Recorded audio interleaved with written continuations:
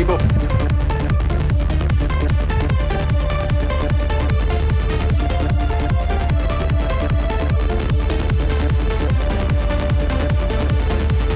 How is everybody doing today?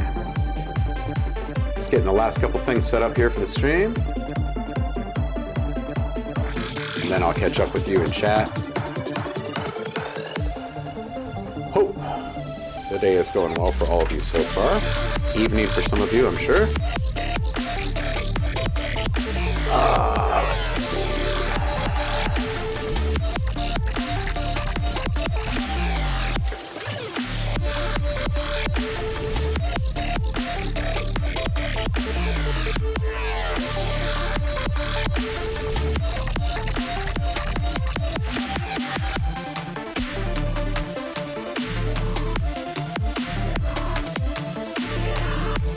Got product reviews coming back today. We're going to do some feedback for people's tracks and sounds. So if you want to get in early, send them through to holler@ohmlab.tv. Toss a link up in the chat. I think I saw a question scroll past a bit ago from Saf asking if we are ditching the Discord. Not quite yet. Talk through that just a little bit.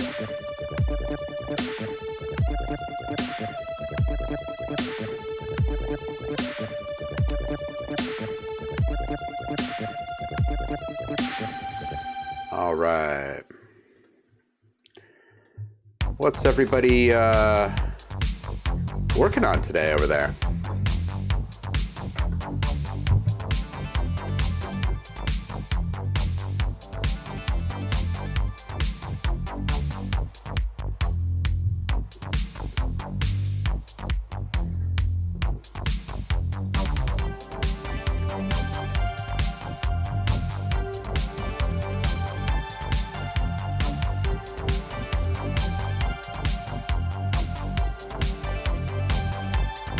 Right. I think I've done the things that I need to do here. Let's get a new project going.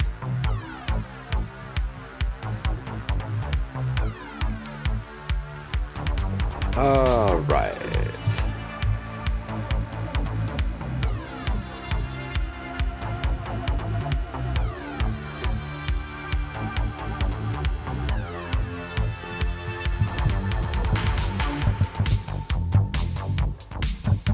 All right, let's turn down these tunes and get this thing started.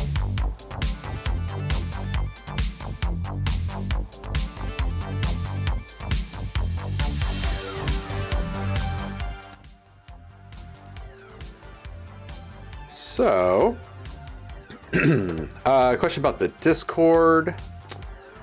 Yeah, there's some sort of compatibility issue between Streamlabs and Discord currently. I'm sure they'll get it worked out. We can test the browser version at some point today. I'm not going to launch the app in today's stream. Let's just get through it, huh? Who is here? Saf. Good day to you, sir. Subvids, welcome. Zaris, welcome back, brother. I'm going to be in touch with you. I want to put some of your stuff up for review next week. Now that we've got the stuff rolling, we're doing a plug-in today, but I'm going to bounce back and forth between plugins, production tools, and sound stuff.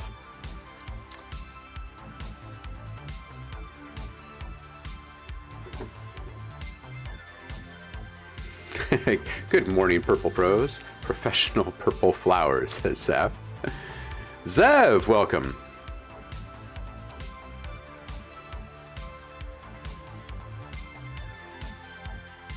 Yeah, still not sure about Discord, Saf, but I did just get news yesterday. I was not able to implement it before the stream today, but I got news yesterday that the platform that I'm currently running my website through just received official Twitch integration. So that kind of gives us what we need, really. because there's some other bells and whistles that I'll be tapping into there in the next week or so, building out some new things. We may not need the Discord. I don't know. I'm a little split on it, to be honest. I guess I'm just kind of turned off by the compatibility thing at this point. But it's still a solid platform. I mean, we wouldn't ditch it completely. Subvids. There you are, Guru. Saf the Buddha. Aw, you guys. Love ya. If you're still working on that demo reel and you've got updates to it since the last time we looked, you can feel free to toss that up in the chat at any time. Saf will be taking a look at some stuff for folks today. And when we do feedback, it's not just tracks. You know, if you're working on just a simple sound or something and you want ears on it and some creative ideas thrown at it, put it up.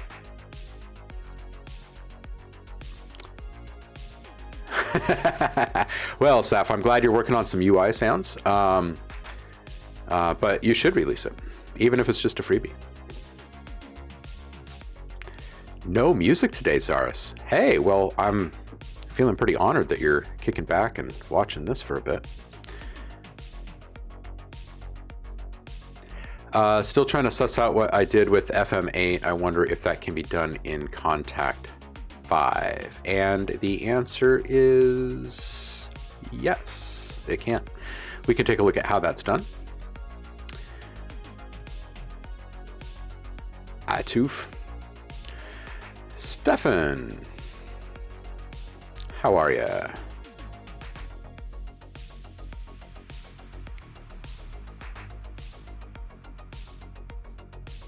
Awesome. Yeah, sorry if I know plenty of you have messaged on Facebook. I have not been on Facebook.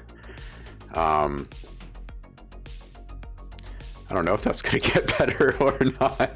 It's a pretty wild place these days, especially here in the States. Eat lunch and watch a stream. Nice, nice. Itoof, hello. Nice and smooth. Excellent, Saf. Good to hear. Orchestral track. Oh. Yeah, absolutely. I'm always happy to jump into different tools, subvids. So, you know, if I'm taking a look at something in a tool that you don't have and you want to see if it can translate to whatever you're using, you just holler. What's Cable Guys? Fantastic question, Saf. For those of you who are not familiar with Cable Guys, they're fantastic. They are a developer company. Make some plugins. Some very cool stuff. I will just pull up the website for them really quick.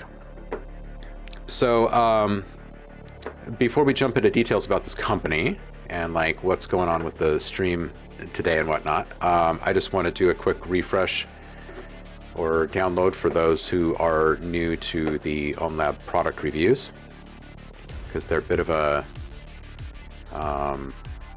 cool thing.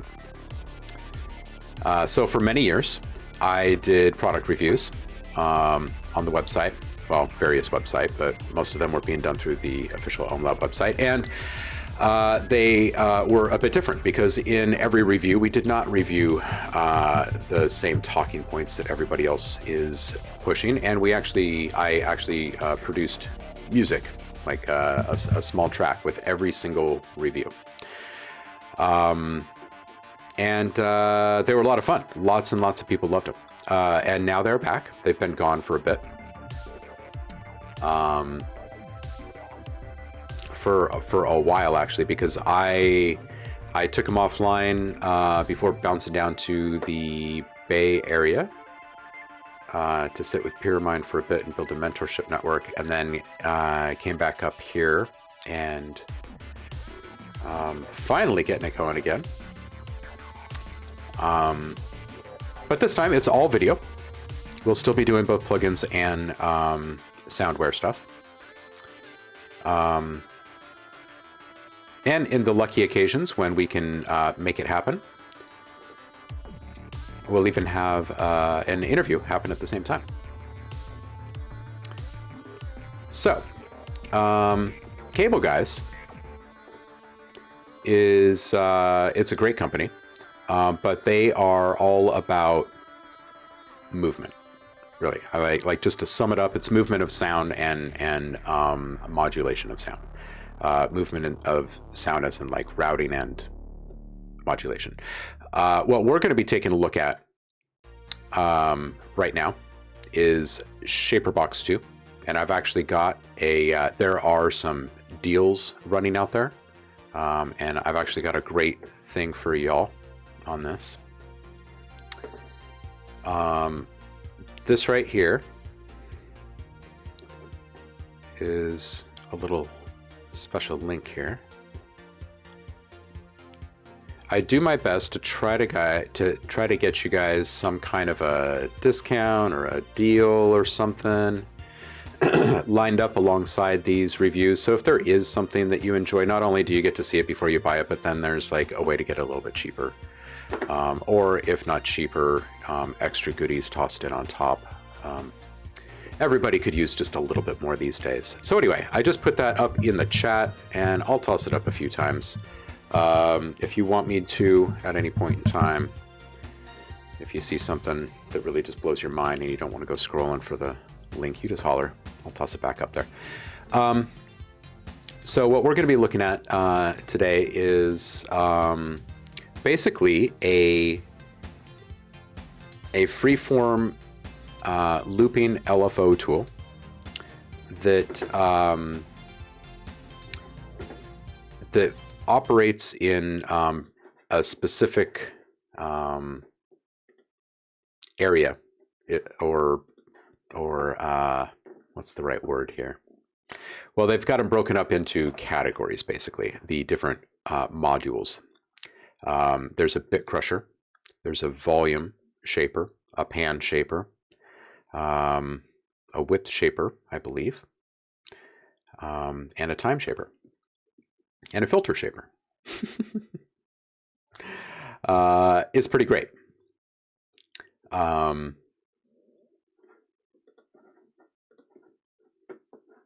And when I do reviews, I just jump right into it. There's no plan, and there's no script, and there's no previous use, unless I've had the version prior or whatever. And I've used some Cable Guys stuff before, so this should be pretty simple. And we should be able to jump right into some pretty cool transformations. They are also the makers of Halftime. A lot of you are probably already aware of Halftime. This stuff is used in a lot of like hip hop, trap, future R&B type of stuff right now. But you can find it everywhere in productions right now. It is super, super hot. And that has not died off. I mean, it's been out for quite a while now, and it's still just the rage. And I don't see that changing anytime soon. So what we're going to do is just kind of grab and create some stuff at random at first, just to kind of introduce the tool in general, and then we'll probably open up the project from a couple of days ago on the stream, where we were working on some UI sounds. We'll mutate some of those. Yeah, let's just jump into it. If anybody wants to call out a certain synth or type of sample or something that you want to see affected by this thing, just toss it up in the chat, and I'll keep a pretty steady eye on it today and see what we can come up with together. And I mean anything. Let's just toss up a loop really quick to get started.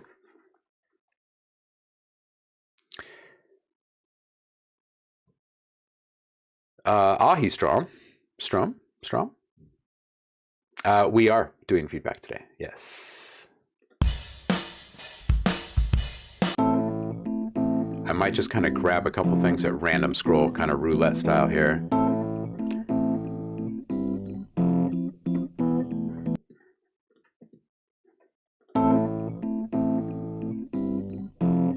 In fact, I might even just take this one since it's the first one we landed on. And let's stretch this out just, well, not stretch it out, let's just loop it out like 8 bars, just so we have a little bit of time running on this thing. So the way that ShaperBox works, and each one of these can be grabbed as an individual plugin. It doesn't have to be stuck in the big suite like this. But the way that this works is that you can line up an instance of each one of these in a freely routable chain here. And you can work in any order, and there are actually also some kind of shortcuts to specific types of effects or outcomes, if you will. So let's just play with time to begin with on this piano and see what comes up. Right now we're running in a 1 bar 4x4, and this is a multi-band tool, which is what makes it so fantastic. If it wasn't multi-band, it would be kind of one of another. It would still be really, really awesome.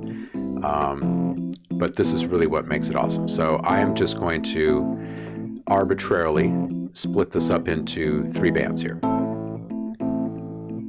And we'll just start playing.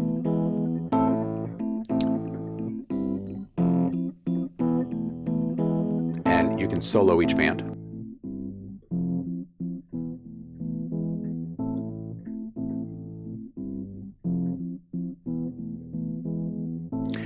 Yeah, you can toss the link up in the chat, and I will we'll visit that in just a sec, right after this first little bit here.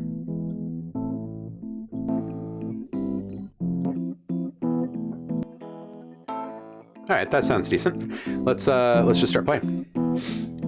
Walk through just a couple of presets really quick, and then we'll start making stuff, because you have this kind of palette of tools up here and functions.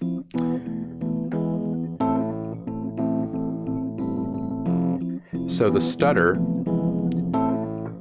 each time you make a change, it's going to re-trigger the loop.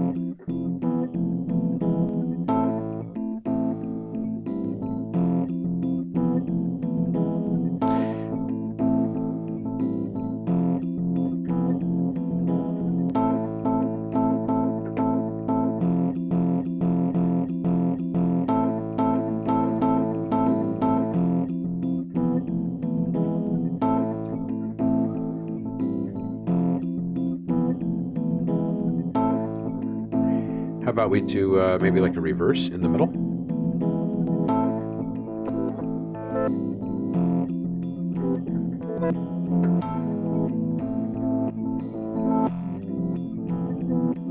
Or maybe just a simple pattern. It moves away from simple pretty quickly.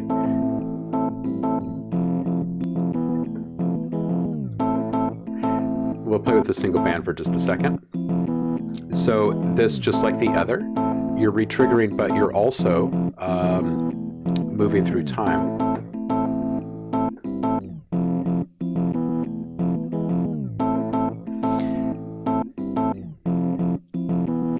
And these can be moved around in space freely. And you can come up with some crazy stuff.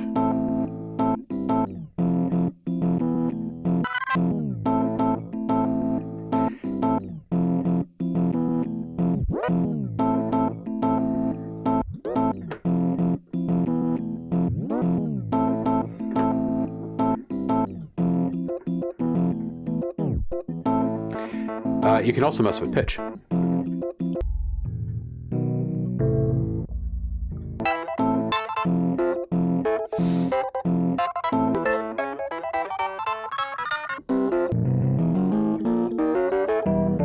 And reverse.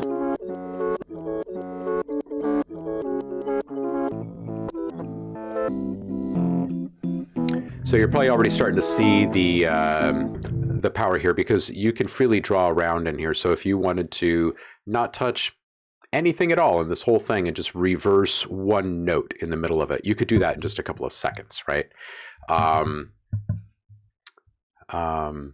So it could be used for very, very subtle things, you know, tape stops, vinyl scratches, simple tape warbles. You can use this as a volume shaper for ducking instead of worrying about sidechain routing and whatnot, and get a fully customized response there in the ducking. So yeah. And yes, it is a multi-effect. You can add multiple types of modulator LFOs. Each band has its own set of parameters that are unique to it. So for instance, you could create something like this reverse pattern. And you know, maybe we'll make that in the lows, and we'll just do like a split here. And maybe we only want to mix that in halfway.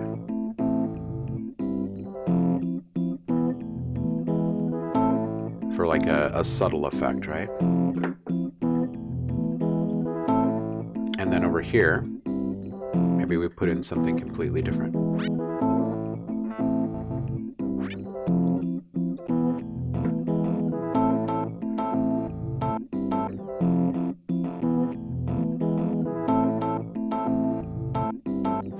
And now maybe we'll just toss in, we'll just work in order here. We'll toss in a bit crusher.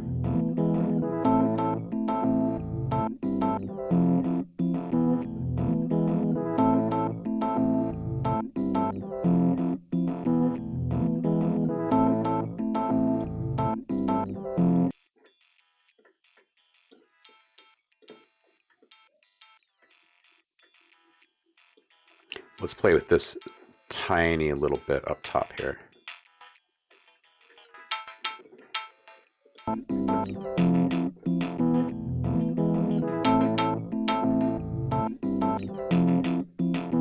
Let's play with these mids here just a little bit.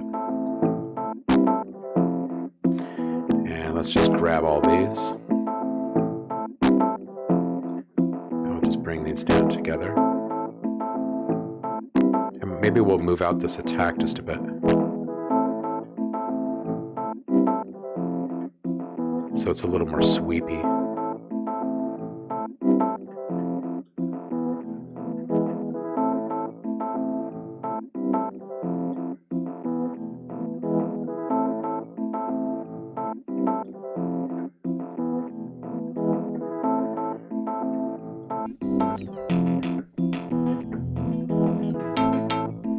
And every once in a while, it's just nice to roll down the mix here, the master mix, and just see exactly what you've created.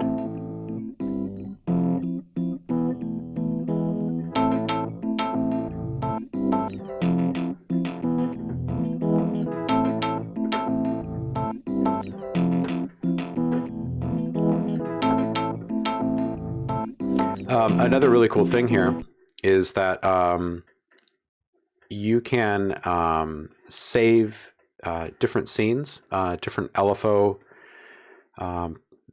MIDI switches. They're like mini patches inside of your overall preset. So you can just jump between presets. They're color coded depending upon which module we're looking at and whether it's low, mid, or high. So for instance, if we saved, if we go back to our time and we save our mid here, we'll just go like this.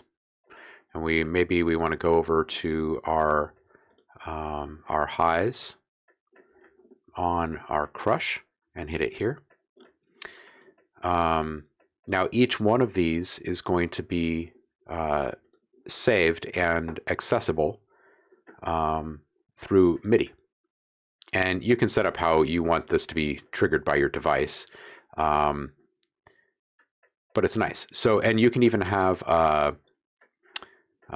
one for the different ranges, right? So here's that was high. This one's a mid.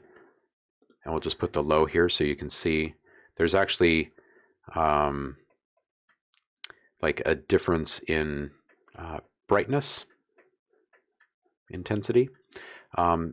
so it's easy to kind of suss out at just in an instant which thing is doing what.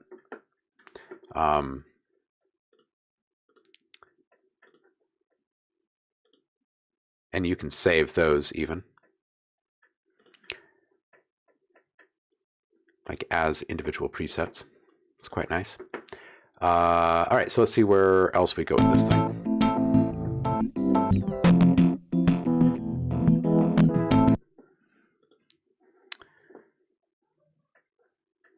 I'm just going to be responsible and put a limiter here on the out.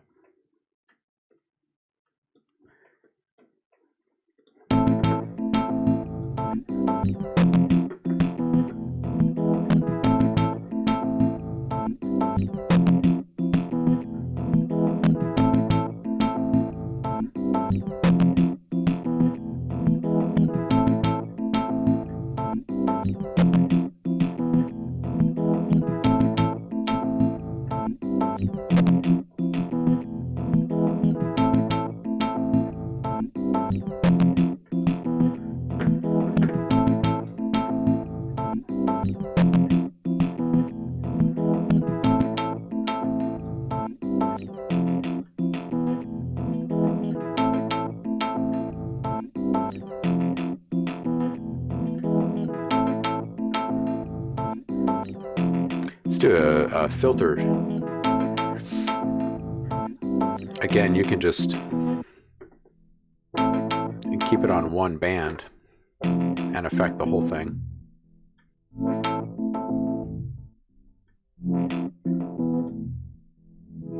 You can affect the playback speed very easily as well.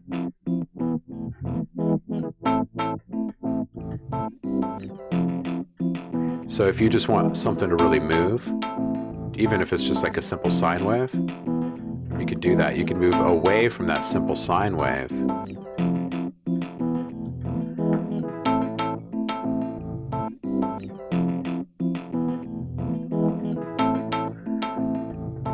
And really still keep it organic.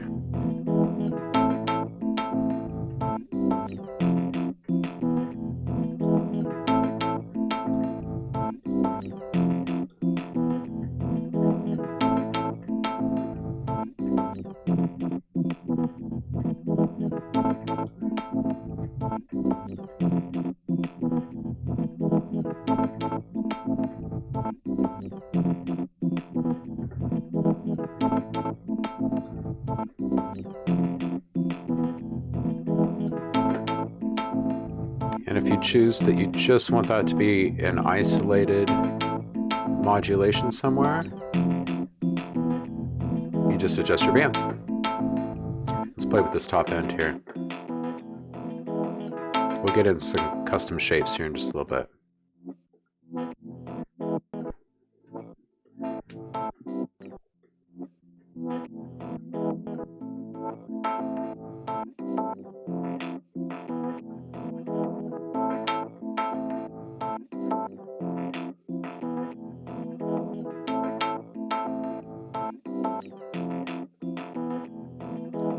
This sounds a little chaotic, but I'm thinking that I might spread that out into the stereo spectrum a bit. With the panning one here in just a little bit.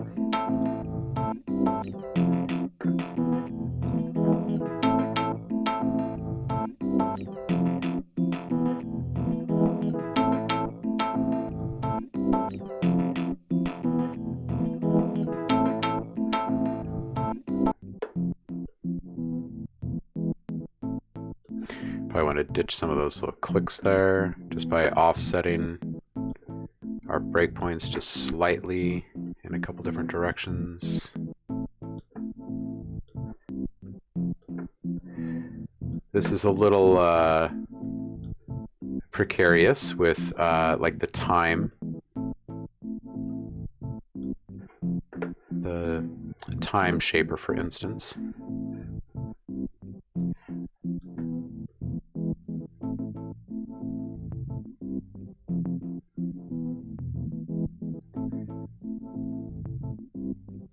I like doing this with freeform LFOs in general, just grabbing a whole bunch of breakpoints and altering them slightly enough for it to affect the overall shape of everything, just how they're lined up originally.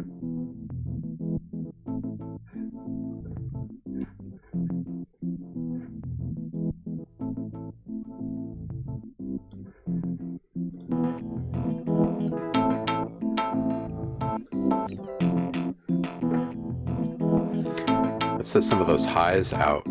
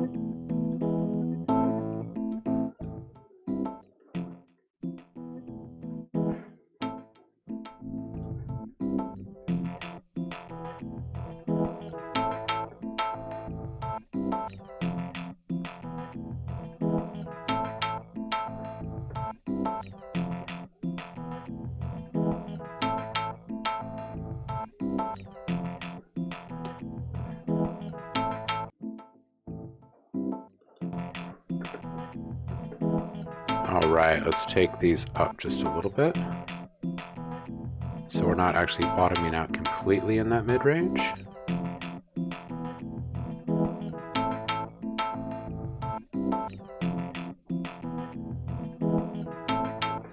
And just for giggles, outside of here, let's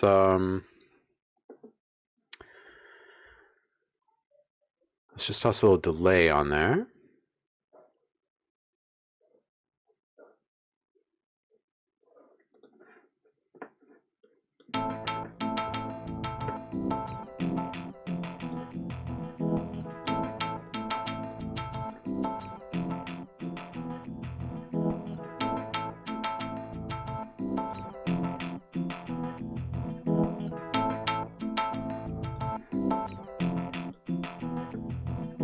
And just to remind ourselves where we came from, what does this sound like? There you go, Saf. Link is in the chat. So this is what this sounded like just a couple minutes ago. And this is what it's sounding like right now.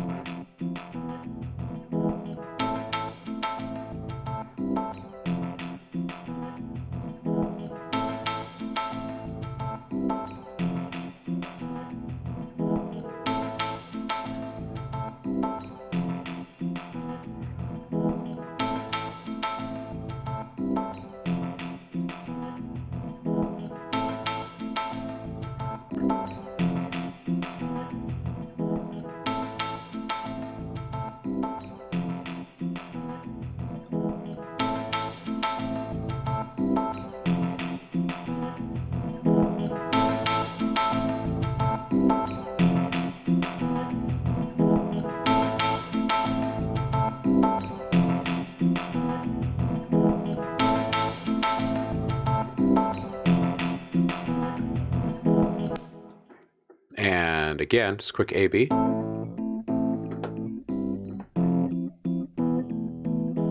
And back into it.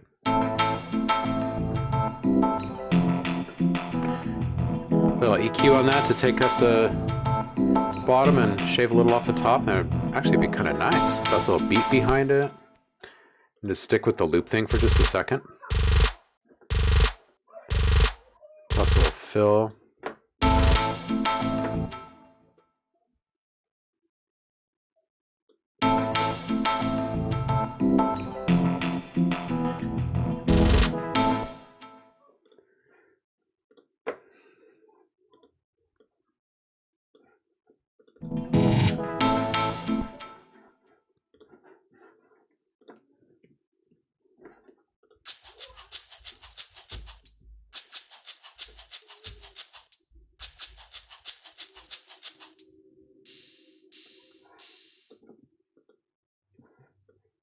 Oh, halftime hats.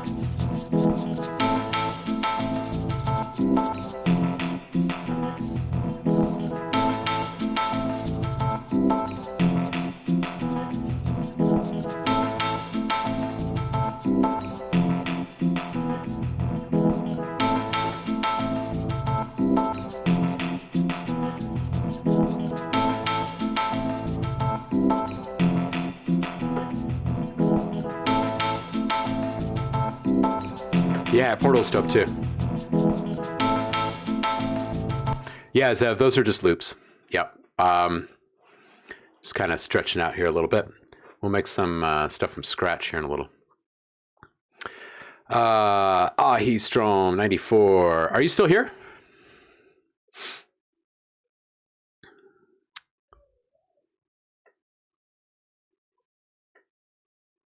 I just saw your, I have to leave. Good luck. If you're still here, we can jump over and check that.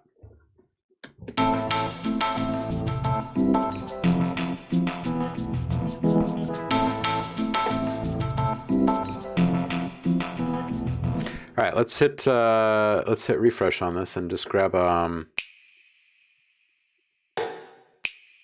this is kind of interesting. Let's try this. This was originally 130. It's now at 90.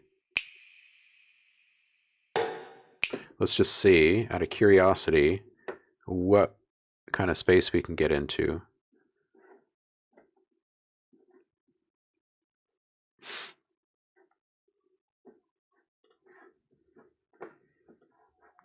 Let's go, oops. Let's go with the time again. And maybe we'll do a stutter first.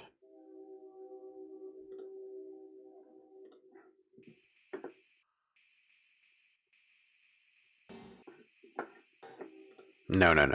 Let's go pitch first.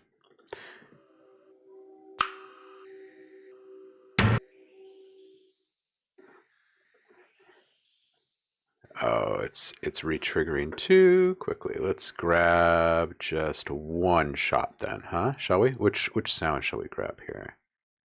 Oops.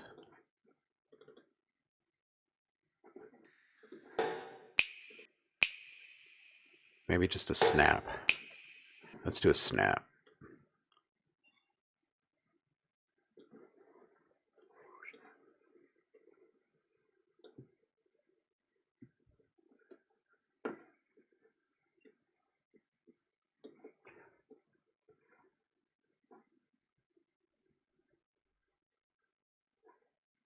We'll give it a little bit of time. Let's try that now. Sometimes just a one shot can become something very, very cool. It's kind of the power of a tool like this. You can have fun with stuff like arcade like this too.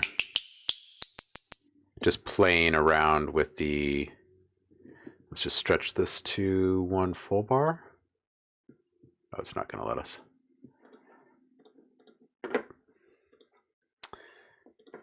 Let's try it again. Yeah, yeah. Hello, sunnier Maryland. How you doing, Paul? You still having tech woes over there this morning? We are gray and rainy today, and happy for it.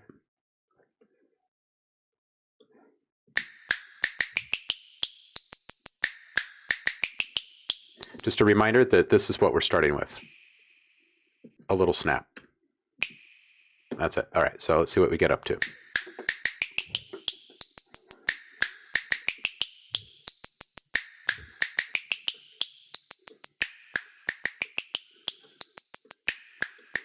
All right, let's reverse this bottom.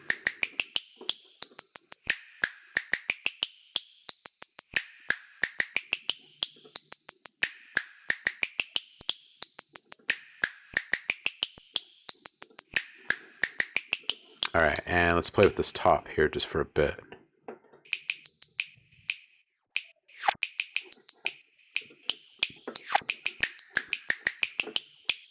So this is a single snap, right? Should we bring those hats back in maybe?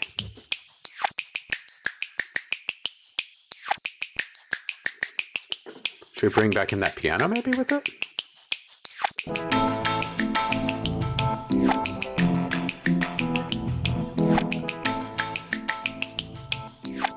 The keys don't go with it. That's too forced. Let's make something that goes with it. It's hard to argue with something when you can take just a one shot and make it into something pretty groovy. When I'm playing around with toys like this, I oftentimes will just get into this bounce marathon where I'll come up with a simple idea like this, bounce it, toss it back into it, bounce it, toss it back into it, bounce it, and then layer all of them back, play them back together.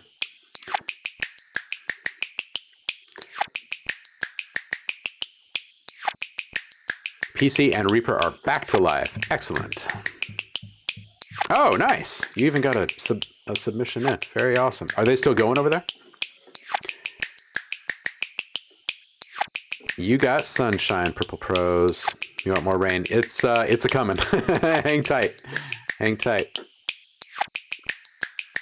Yeah, Saf, you can literally bang out 50 samples with this plugin, but like in a matter of minutes. It's if you spent an afternoon with it, you could crank out a new pack of sellable loops for beat makers, and no, I mean it's a jiffy. It's a real jiffy. And like I said, if you were to just bounce this and then start playing with it, like if you guys want to have a little marathon really quick, let's do this. Let's just play 4 bars. Let's bounce this.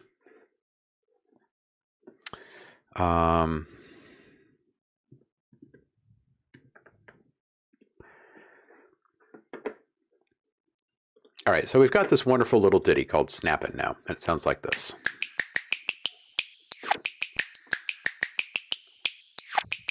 Okay, now on this next track, I guess we can put it right here. Let's toss in something like arcade, where you can just play with resequencing.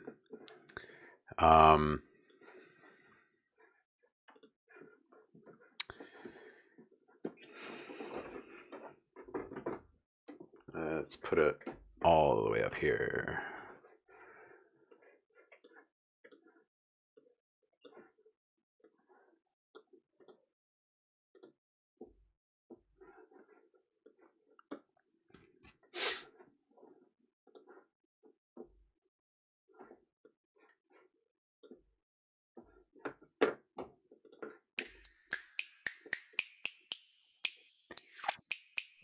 Okay, and this is Advanced, this is 90. Oh, of course I didn't do it at 90 because I brought in that loop. That's silly. All right, so we'll just call it 90 and see how it syncs. And we'll chop it at 4.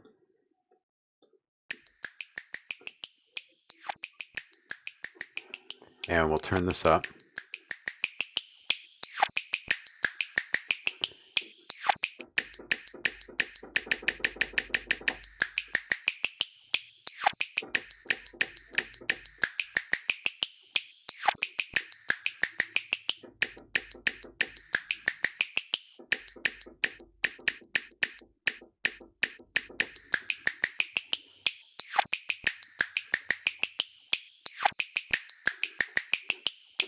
All right, let's put a resequencer on this. And let's just grab a couple breakpoints. And let's funkify this just a touch.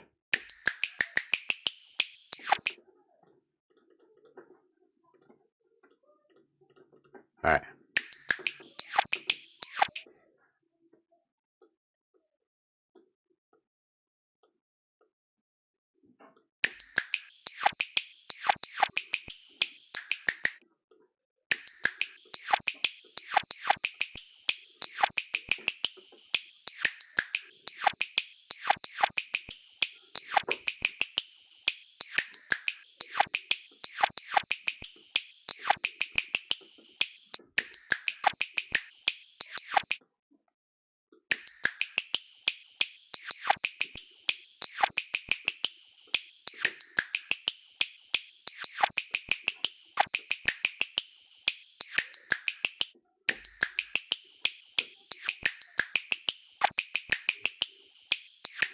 All right, now let's give this a little rhythm.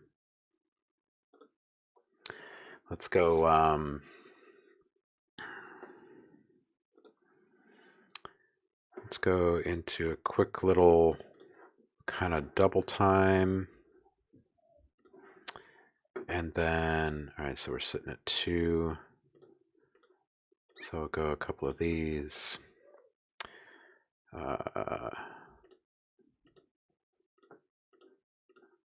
All right, so what are we looking at here? There's 3, 4, that's 2, 3, 4, okay. All right, let's double this.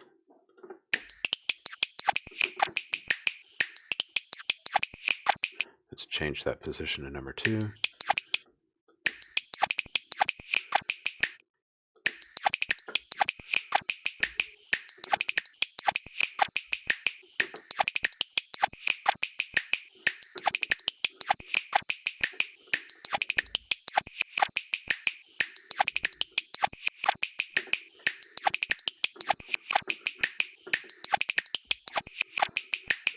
So if you were to set yourself with a little workflow,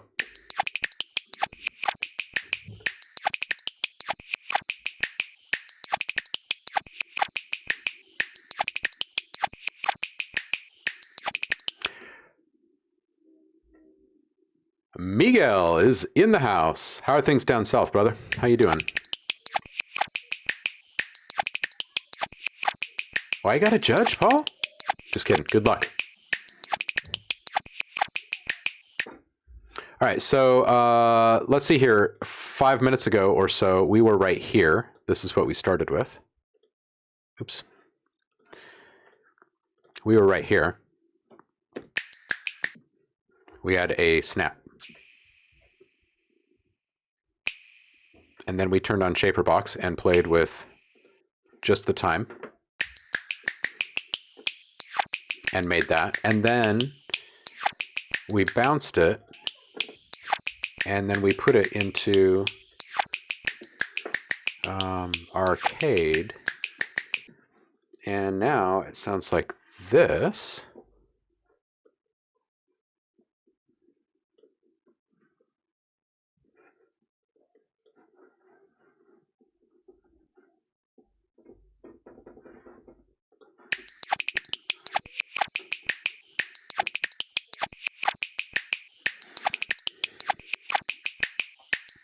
So yeah, you can you can spin out just an unbelievable amount of really high quality stuff, really catchy, creative kind of stuff, kind of just on the fly with this. And once you start digging in and making your own curves and stuff, you can start, developing some signature maneuvers, and it's kind of game over from that point. I mean, I know lots of folks that just,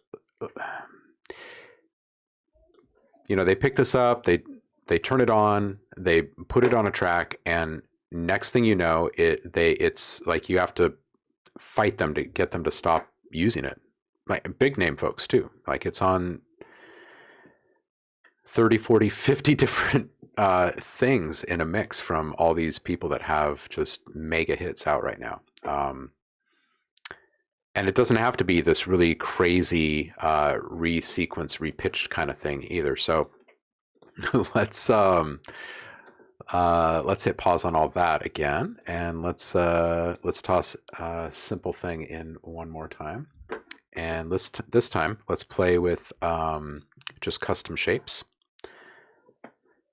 and see what we come up with.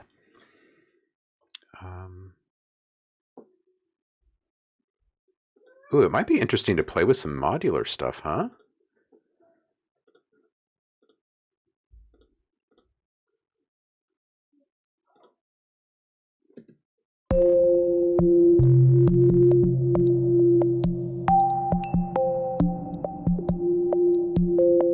So this was originally at 68.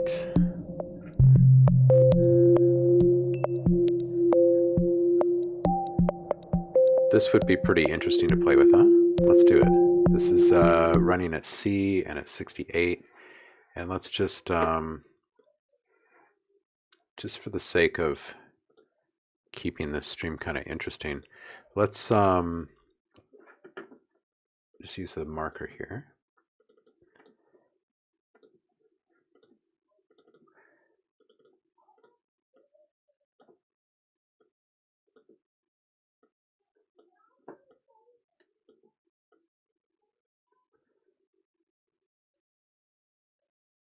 $68. Okay. So we're going to start over here. And we'll just bring in this sample that we're grabbing at random here. So this is out of a modular synth pack that I released a while ago called Modular Clouds. It's pretty heady, trippy, kind of cool stuff, mostly sine based. See what we get up to.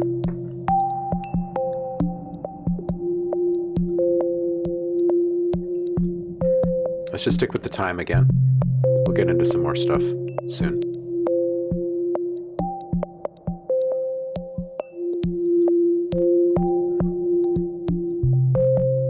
And let's just do this by hand this time. We'll stick in a stutter, and there's a little info box here at the bottom. Kind of tells you everything you need to know as you go. I'm sure there's probably a user manual, but you really don't need it. Yeah, it can be used for game audio, Saf, and yes, we will be doing stuff specifically for game audio, but it's not like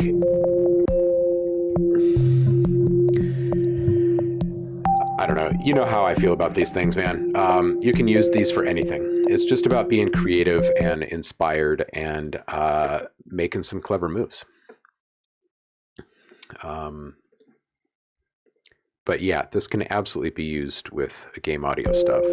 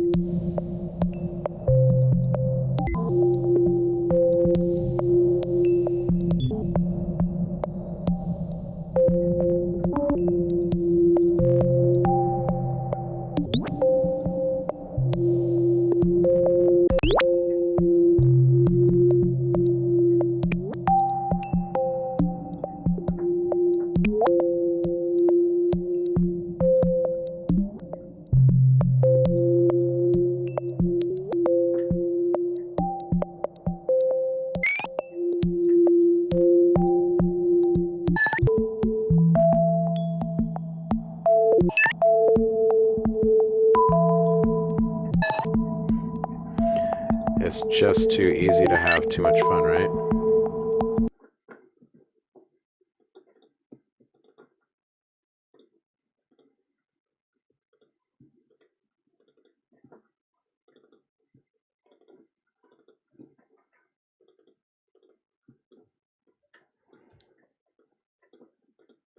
Oh, I'm not even using the right tool. My goodness. I'm like, why won't my mouse work?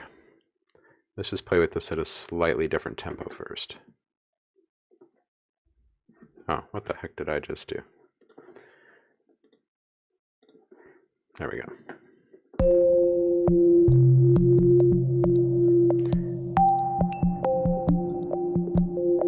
Kind of wondering if maybe we can do like a round, or if that would sound too weird. Let's try dropping the other one a bit more even.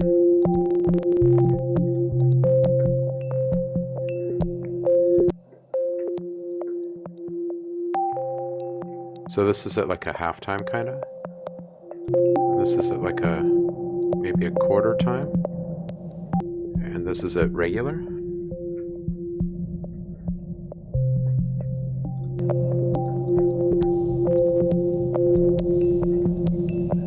Kind of want to do a reverse on this one.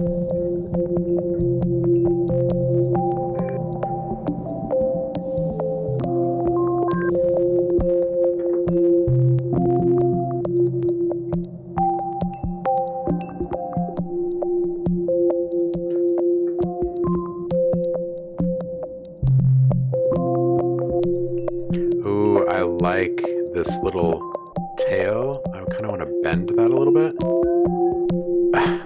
Maybe not that much. Oh. Let's bend this one in the other way.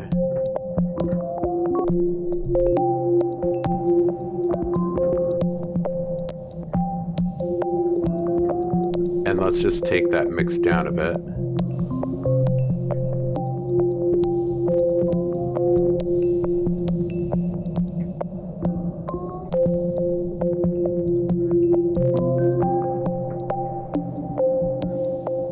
Yeah, technology is amazing right now, Zev, right? Yeah, it's like the world has gone nuts, but we've got some cool toys. Oh, humans. Oh, hey, this little break brought to you by Happy Thoughts. There's a lot of doom and gloom and blah, blah, blah. There's a new documentary up. A bunch of really cool people made it. Woody talks to you through the whole thing, Woody Harrelson. It's called Kiss the Ground. Check it out if you want some uplifting news. I think, as many people have known for a long time, the answer is right beneath our feet. It's what grows all of our wonderful plants that we keep tearing out of the ground. Anyway, I don't need to go on a rant, but if you want some uplifting news, thoughts, go check out that documentary. You could not have done this type of sound in the 80s. Yeah, right? Unless you had some trick with your modular or tape.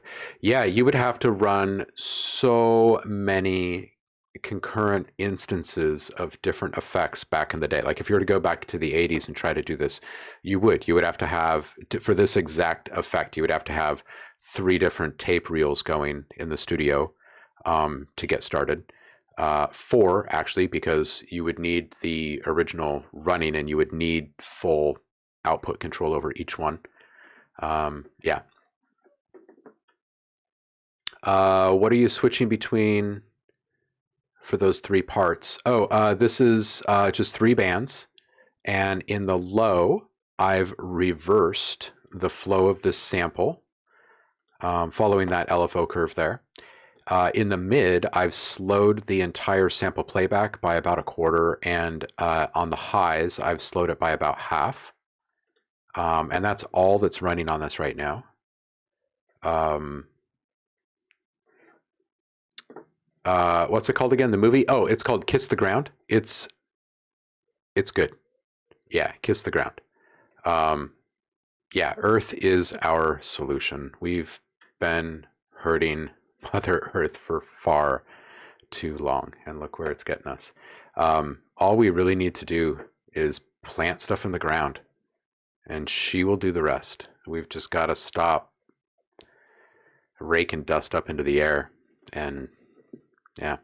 But if you want some good feelings, I know that there's been just a ton of downer news for what seems like forever.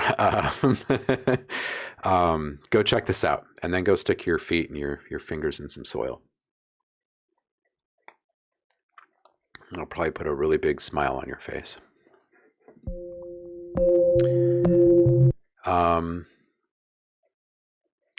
Yeah, I'm just clicking on the low, mid, and high. Yeah, we can get that granular, and each one. Oh, before you go grab it, let me put the link back up here. There's no reason not to get more goodies. If anybody out there is going to go get this, and with all the product reviews, if you ever see me reviewing something, just say, is there a code? And I will be happy to share it. I do my best to try to align some deals and whatnot. This gets you, oh, dude, yeah. I mean, the volume shaper is great, but it's only affecting the volume, right? Like, it's awesome. It's way better than using automation, but still, it's just the volume, right? This is just so good. Dems, welcome. Thanks for playing. Thanks for coming out. Quick reminder, at the end of the month, we're going to switch to subs only for the video on demand stuff, for the large majority of it, as we start to move into giveaways, contests, real world opportunities for you guys, sneak peek product reviews, artist interviews, developer interviews, all that kind of stuff, as well as our normal sound design, music production goodness.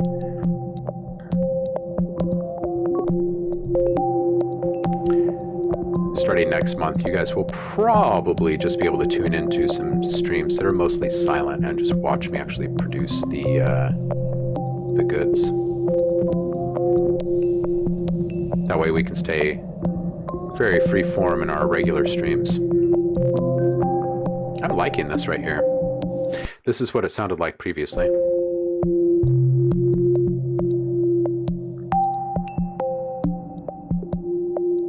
And since this is MIDI enabled, and you can save each MIDI switch that you want to flip, you can make these changes organically and remix anything in your set on the fly.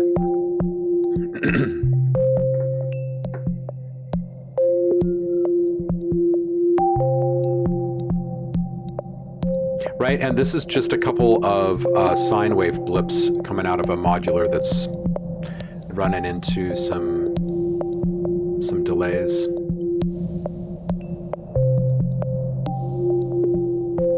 Dems, if you're looking for feedback, sit tight for just a sec. You can send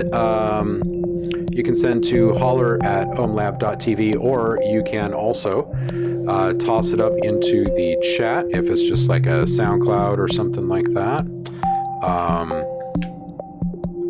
Either way.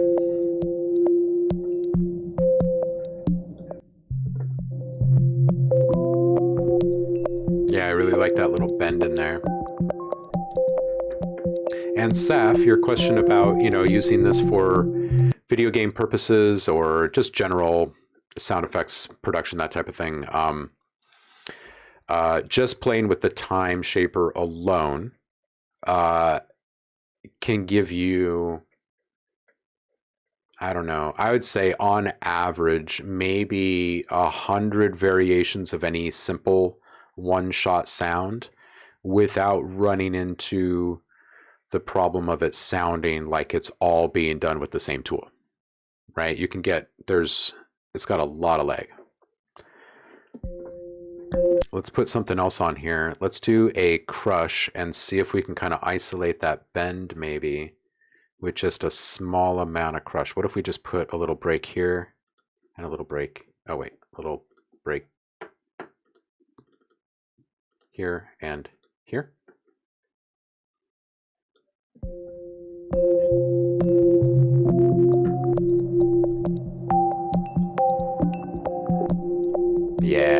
That's what I'm talking about. Yeah. Oh, too much. Okay, and let's do something very similar down here, because this is the this is where that stretch actually is. Yeah, let's just curve that a bit. Yeah, jump over to the mid, do the same. Oop, a little too hot. There we go.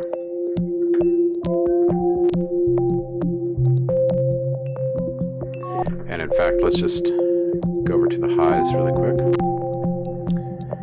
And let's give this a tiny little something.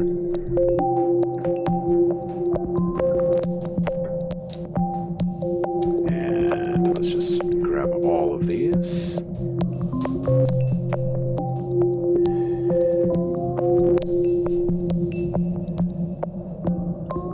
And we'll just back off of that a bit, just to give it a little more extra jiggle. Jiggle and wiggle.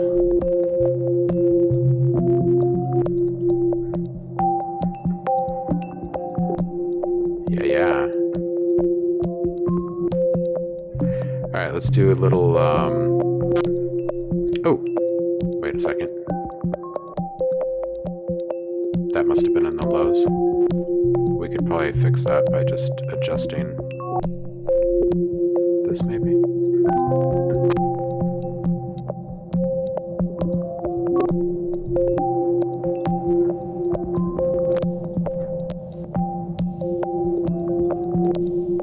All right, let's get into that low and adjust the crunch a bit, and maybe just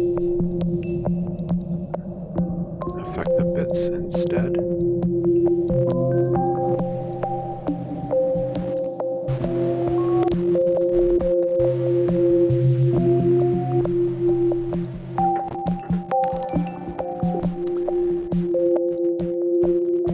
Dems, thank you for the follow.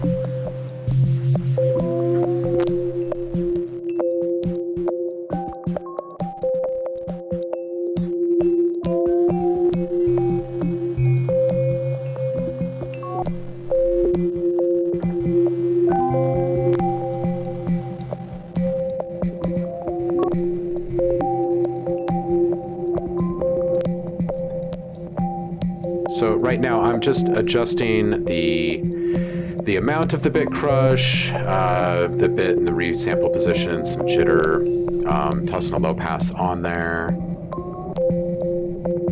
so we can keep it kind of specific to that range. It's just in an effort to make it a touch more atmospheric.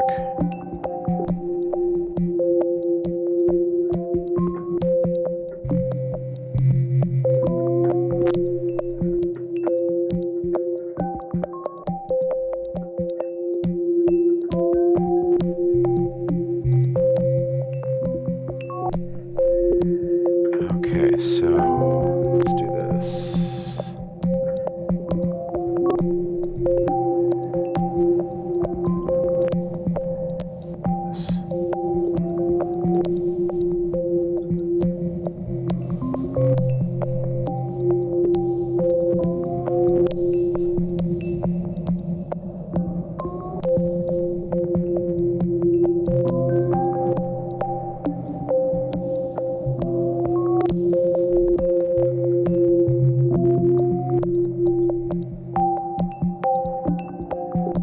Yeah, all right, I'm liking that.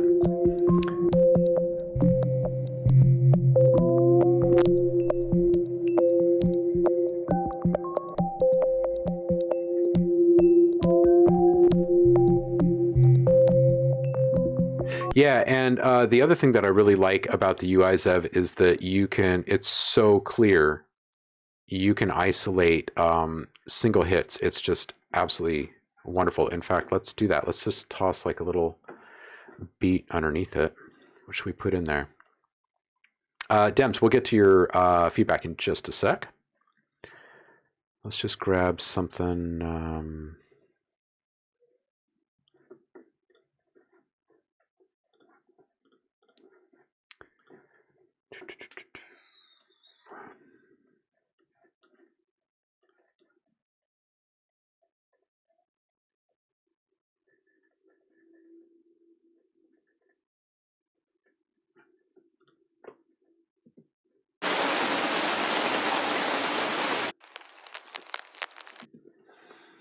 All right, we're going to grab a little bit of rain here. And then I'm also going to grab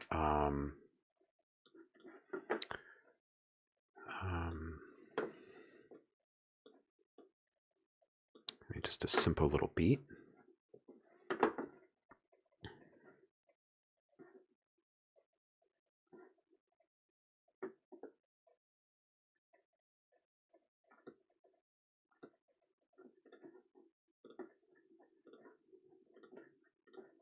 Some found sounds, some Foley maybe.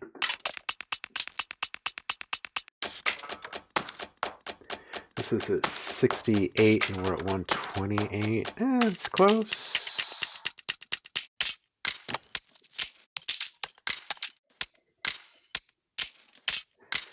Let's see what these 88s are all about right now.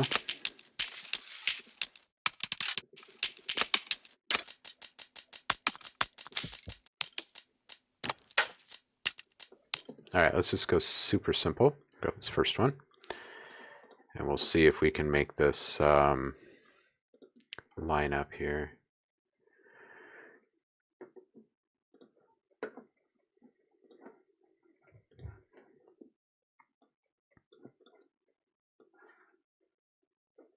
Ish.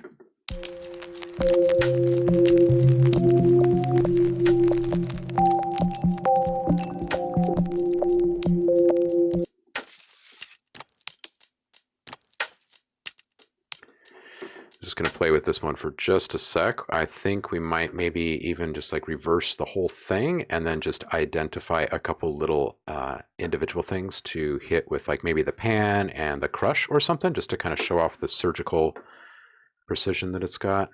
So yeah, let's just do maybe a tape.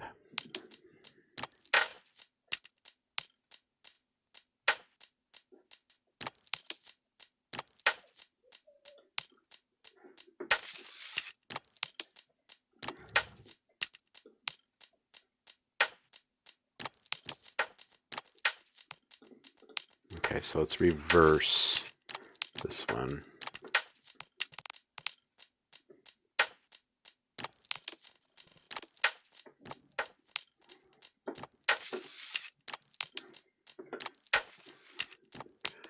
Maybe we'll even peak this in the middle.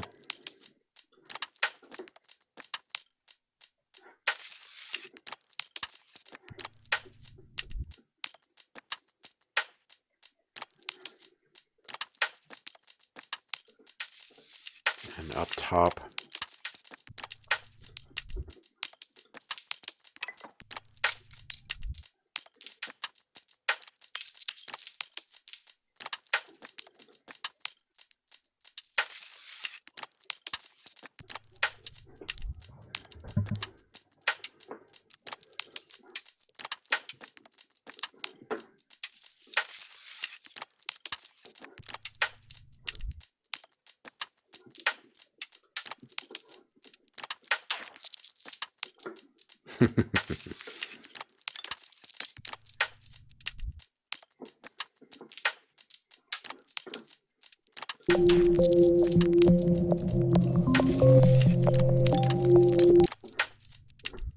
All right, and let's take this down to maybe like 4 bars or something.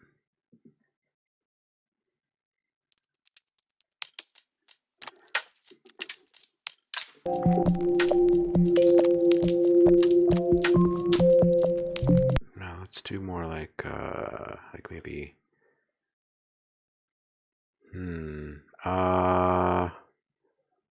What if we flip it just a bit and do like a 12?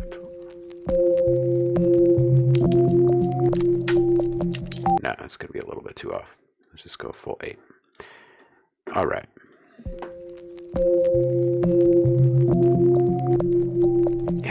That's great for the texture. So if we put this into a nice space, in fact, if we put, let's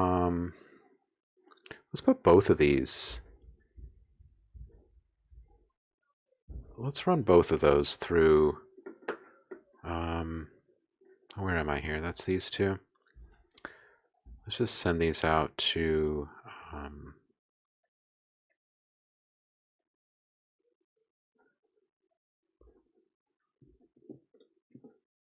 a little bit of reverb.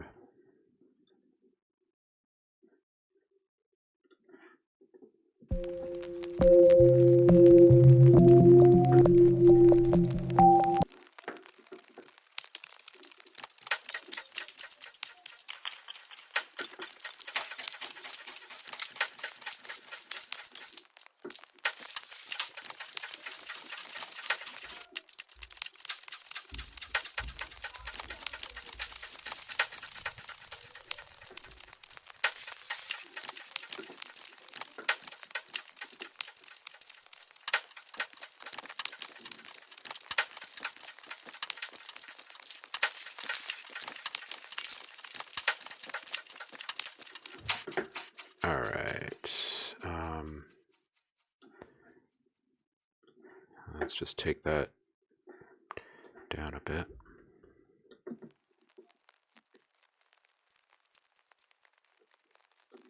There we go.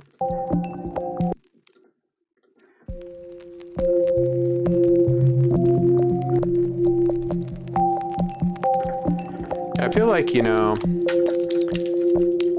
there's kind of this kind of ongoing chatter over the years about the relevance of loops in music making and samples in general. And I think that there's just been like a big embracing of all of that. Two dogs are super chilled right now. That's awesome.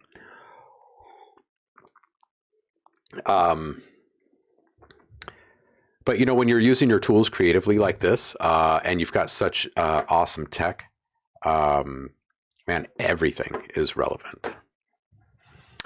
Before we get into, yeah, that campsite fire sound is rain, very small little raindrops hitting an umbrella.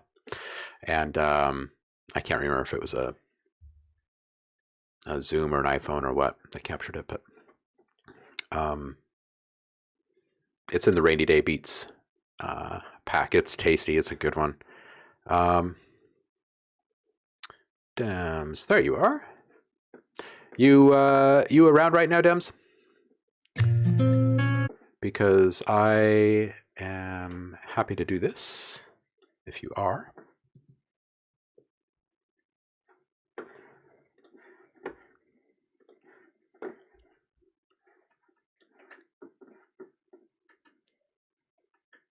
I'm going to wait until I hear back from Dems Official, but as soon as I do, we'll jump over and we'll do a little review.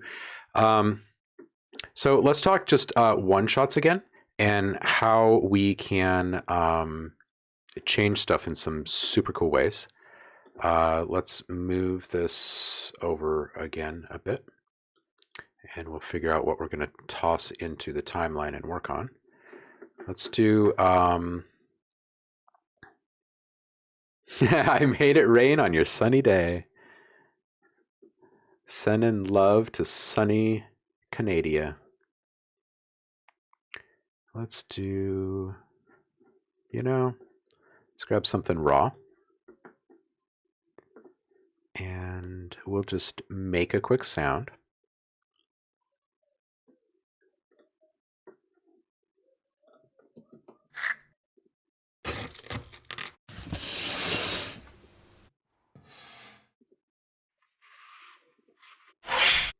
Oh, you know what might be kind of fun is the classic magic spell. The, you know, just like the chimes.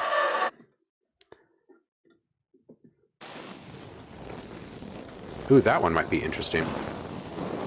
This is just running fingers across a tent.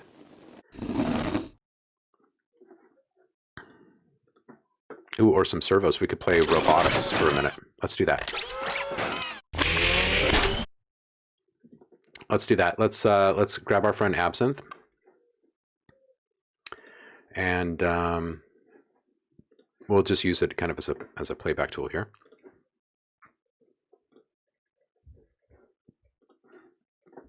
And we'll actually manipulate it with Shaperbox. So sample, and we're going to go do some servos. So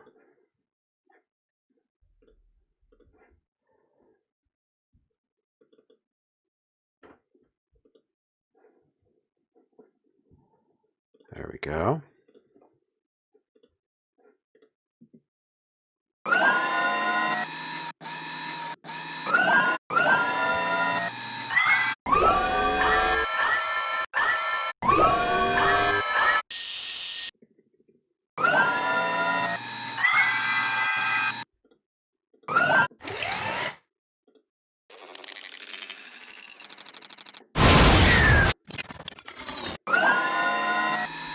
Maybe we'll go with number 2. All right, see what this sounds like. All right, and let's just set up a loop around it, and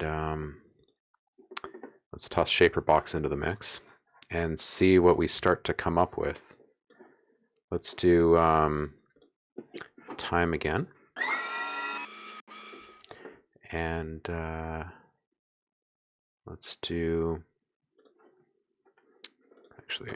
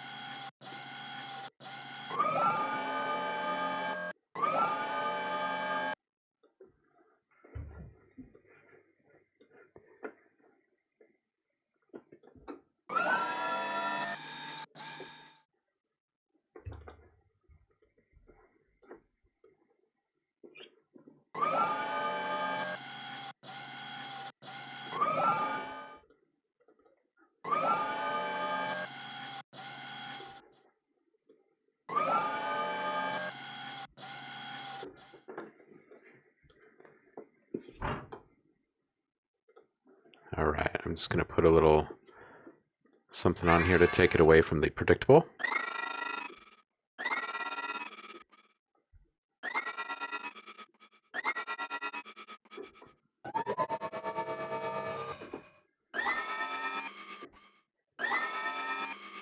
There we go, just a little bit of noise, a little bit of movement.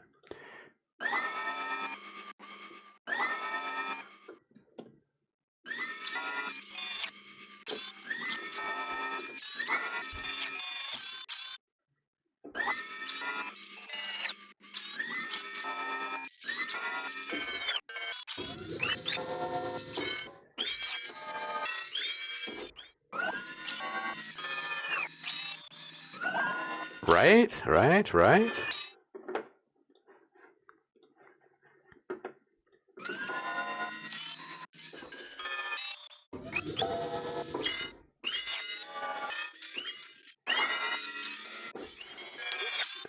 Okay, so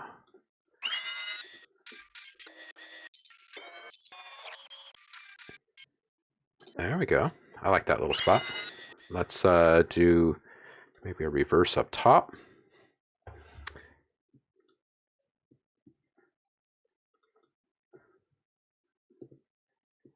And let's do another bend and another break.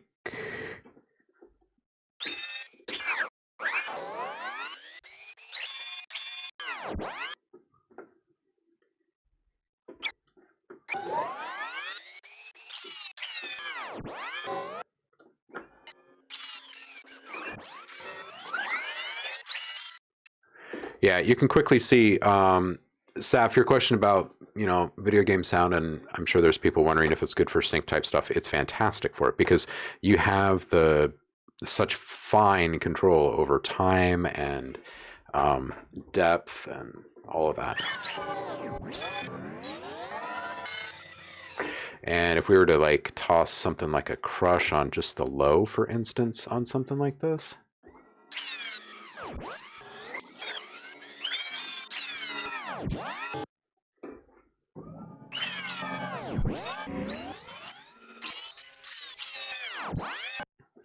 And let's just toss in a couple breaks here, kind of randomly.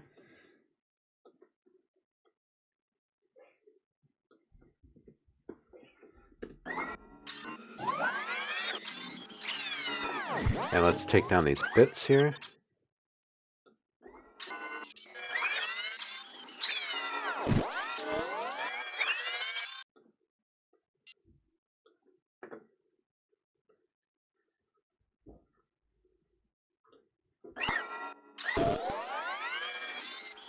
Let's jump back into Absinthe really quick and loop that.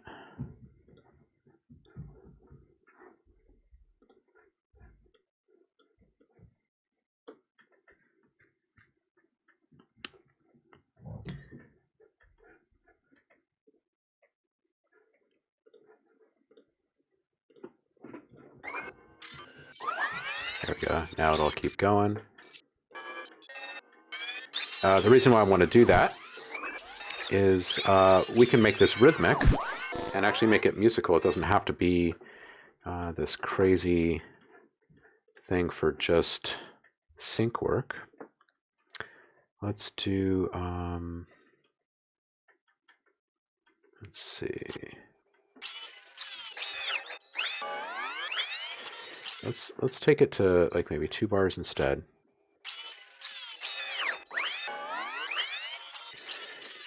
And now on this, let's get a starting patch. And we'll just grab these and move this over a bit.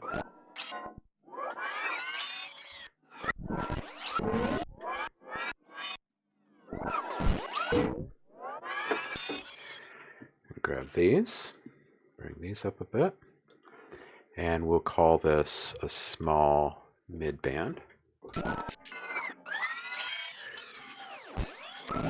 Once you start adding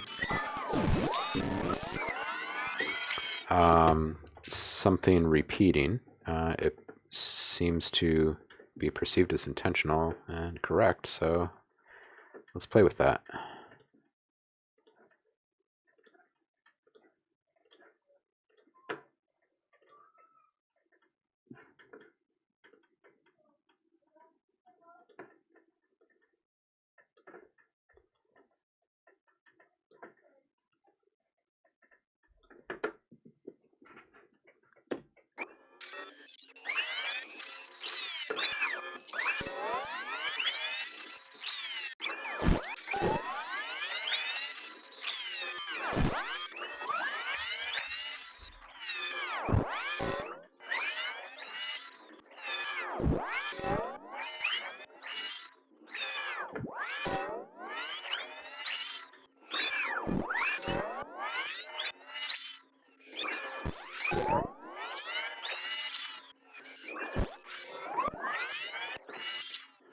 All right, so once you have something that's actually rhythmic, and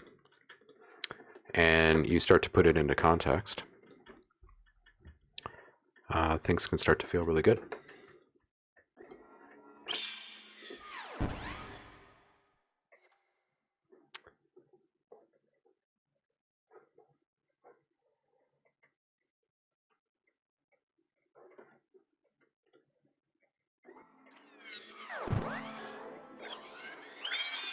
That's a terrible choice.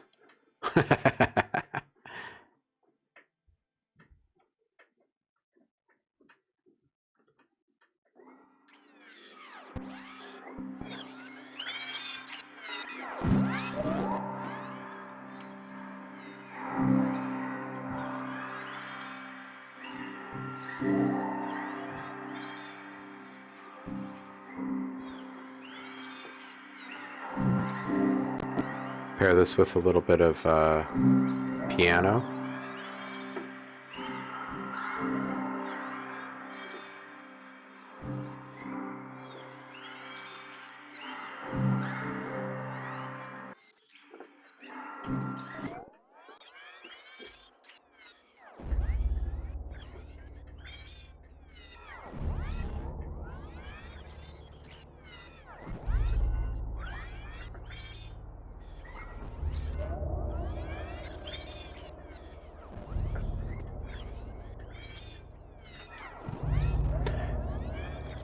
Get it into a big space, slow it down. As long as it's got some kind of rhythm to it, it will sync with your music and your people will like it. Oh yeah, listen to that, right?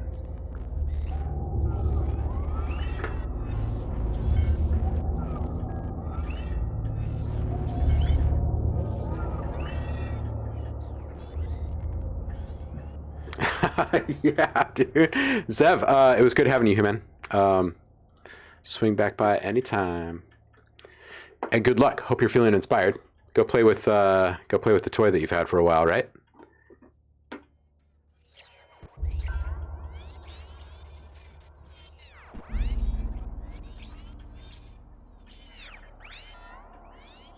Yeah. Yeah. All right, let's go back to the one-shot thing really quick. Let's pull out just a very, very simple single pluck kind of thing, maybe. What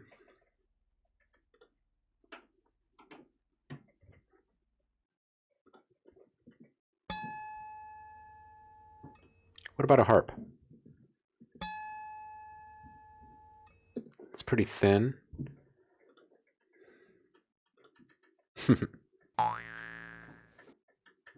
We could do a mouth harp. That would be a pretty interesting test for a tool like this.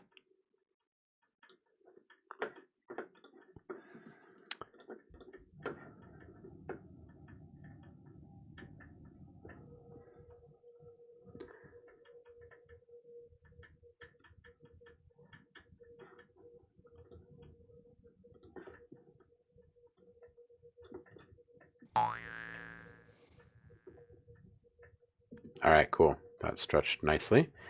And let's just give it a little bit of time. In fact, let's just give it a whole bunch of time and see what we can get up to here. Let's do maybe some pitch first and come up with a cool little ditty.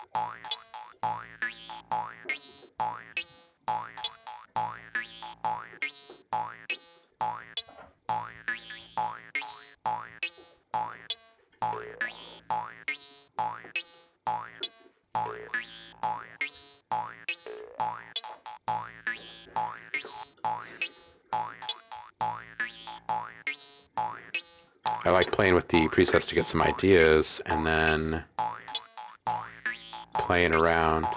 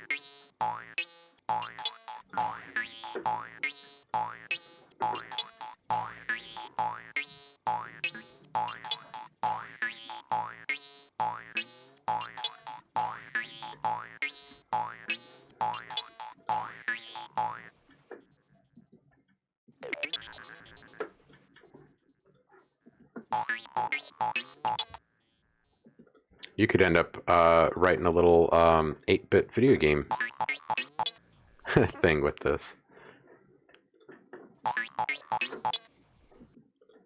This was a harp a second ago.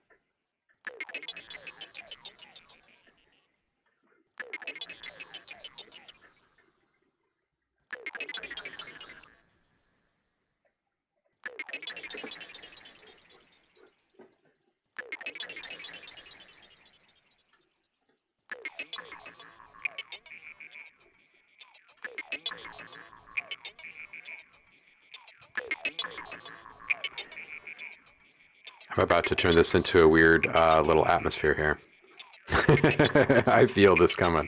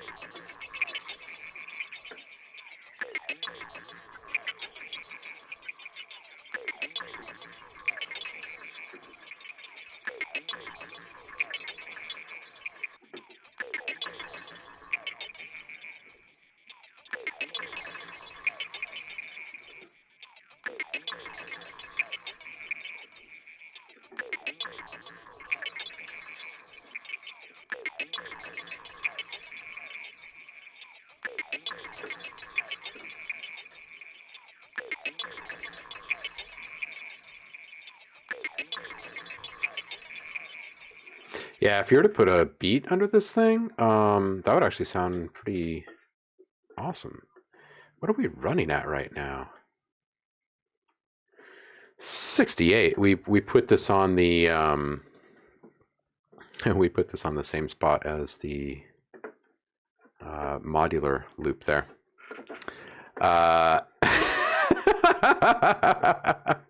Right? Take my money. Just a second here. If you're going to go spend the money, get yourself a free copy of Trash 2 and Carbon.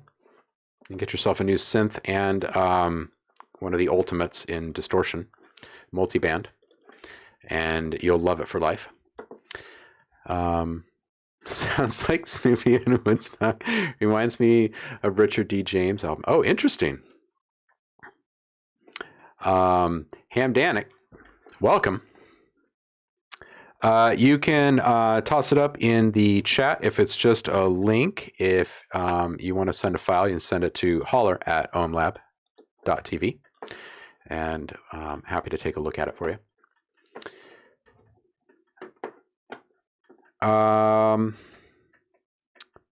Let's see what happens if we take this up to a somewhat more normal BPM really quick.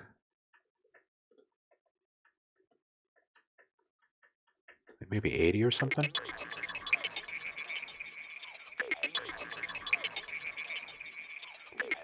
Oh, it sounds so rushed, doesn't it? Let's just toss a quick loop underneath it just to see if it what it sounds like. Let's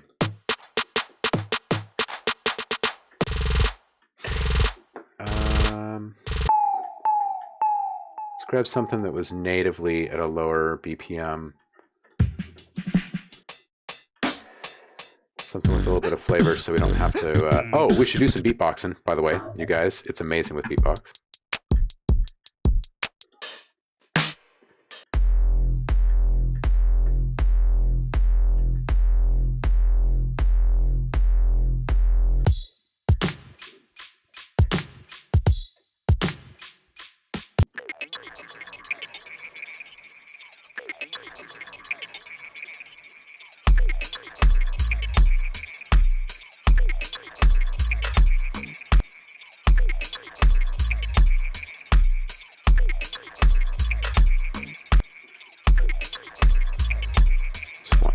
Originally.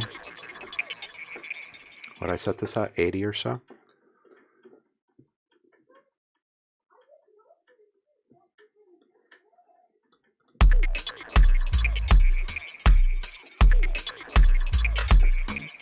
Yeah, once you have something in kind of this repeat mode, it just starts to fit. So you can take something as weird as some like mangled formanty harp thing. Remember, this was just before we put that on, it was just the harp, the mouth harp.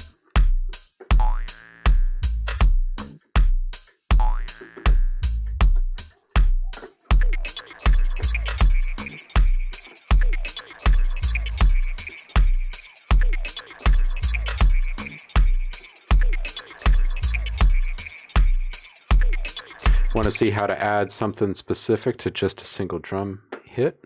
We'll do that. Shaper box, let's take a look at this through the crush. And let's just solo this kit for just a second. How about right here? This is the one that we're going to isolate.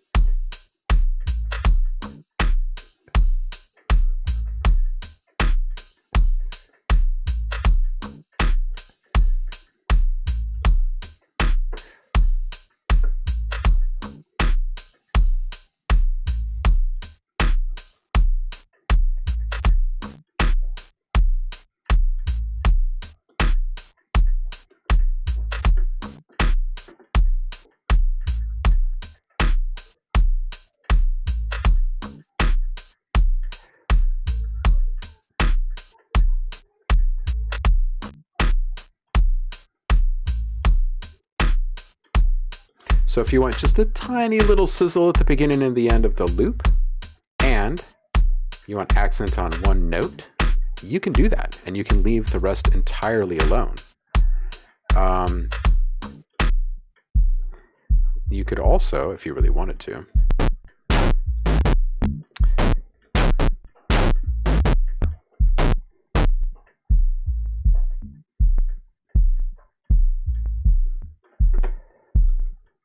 you can add a little love to your kick.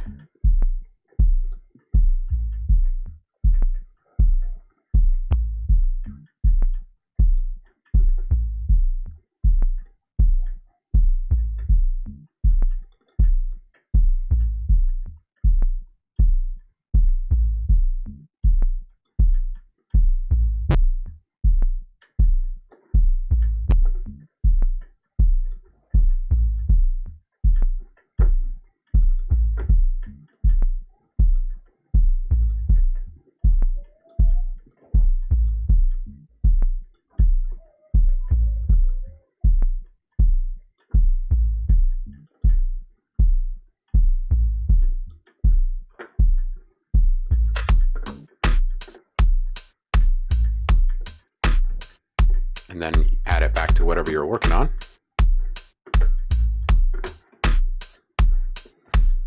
Flip one of those kicks.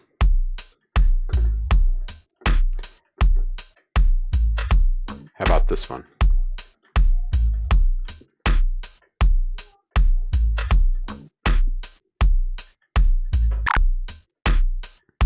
Oops.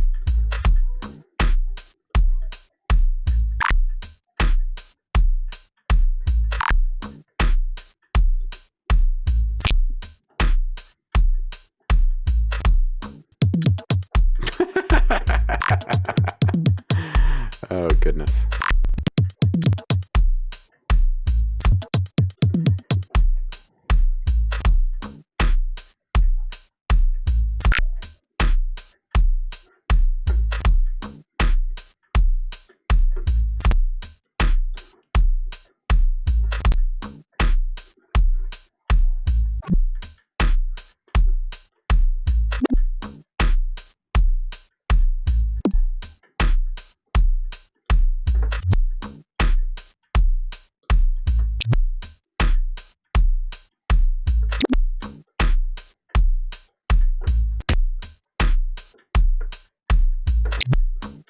Just kind of play until you find the spot you like.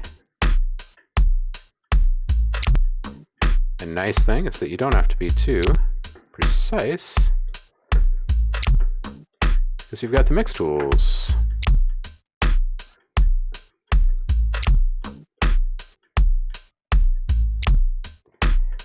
And then you can isolate the kick by separating out your bands, so nothing else in the mix is affected. Right? Offbeat reggae guitar on top of that, right? It's just going to work with anything. It's just going to work with anything. It's just about being creative and getting your stuff to move a little bit in new ways. Yeah, the Qbert was in there too, wasn't it? Purple Prose World. Ham Danik, are you still around? Maybe, maybe not.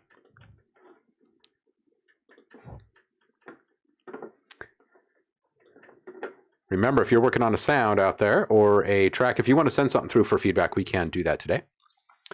Fridays are pretty chill. Let's call this, what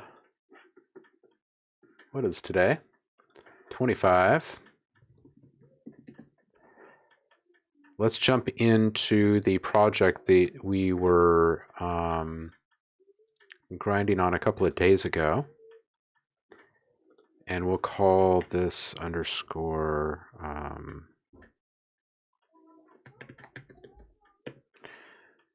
shaper box. And then let's just go into the one from a couple days ago. We had, where were we? We had bounced several hundred samples in a few minutes. And we were going to go through some of those.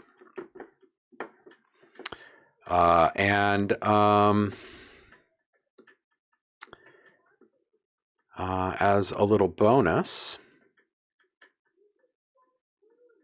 Subvids was wondering if we could accomplish something similar to what we did at the very end of the last stream in FM8 forum inside of Kontakt.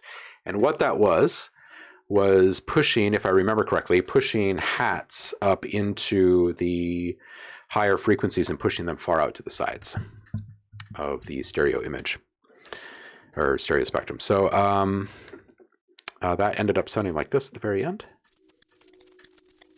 Shakers, that's what it was. Thank you for the reminder. So we had these tasty little bits flying around in space at the very end.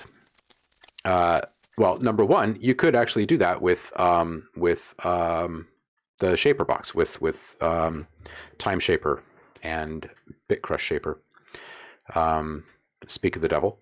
But we can also do this inside of Kontakt. So let's just see about doing that really quick.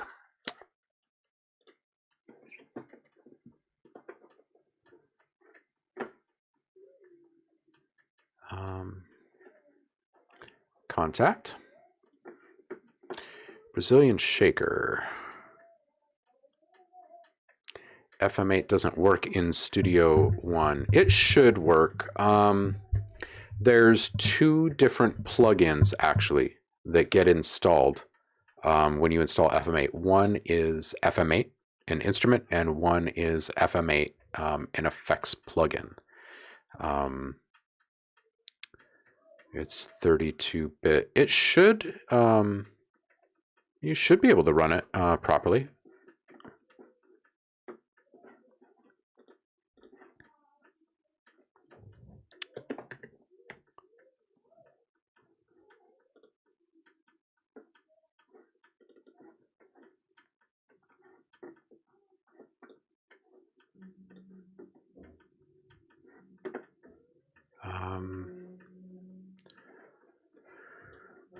Low res.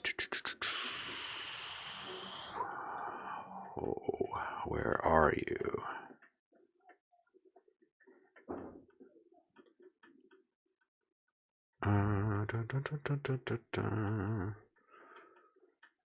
How do we used to be able to access that directly inside of the Get Info window. It's a thing, huh? Dang. Not an S1. That sucks. Okay, but kontakt still works for you, right? So let's do that. Can't believe FM8 still isn't 64.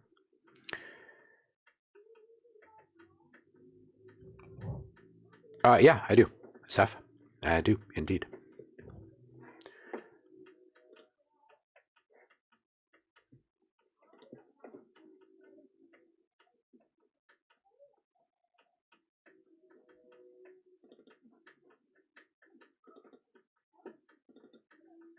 Oh, actually, I'm going to components. Where am I going?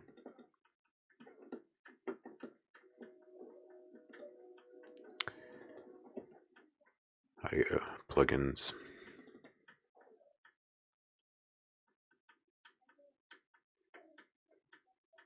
Hello. Oh, am I in the wrong? I'm in the wrong library, apparently. Let's try it again.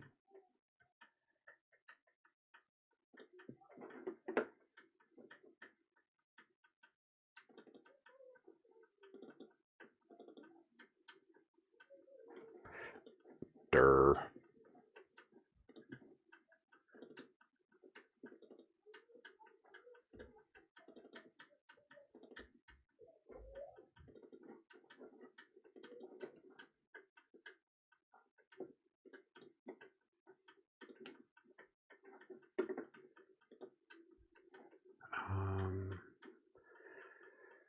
Preview comments. Dang. Yeah, the little checkbox is gone even in the components directory to toggle how you open it. That sucks.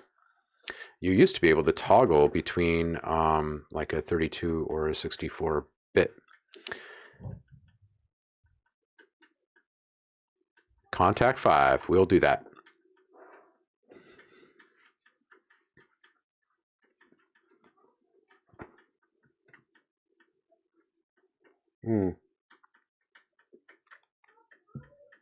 Yeah, you can do that. You can set up groups and all sorts of stuff inside of Kontakt pretty easily, actually. It's just a matter of spending the time to get it done.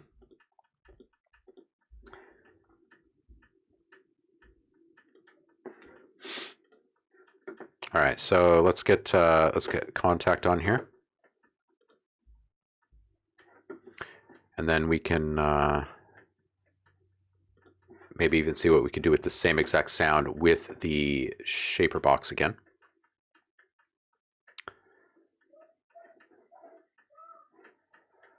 All right, let's see here.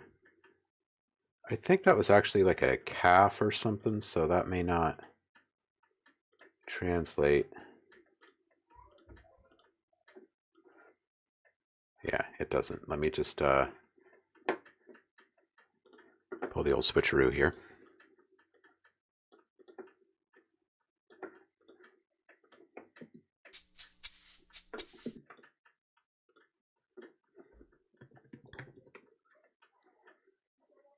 right, so we're going to go into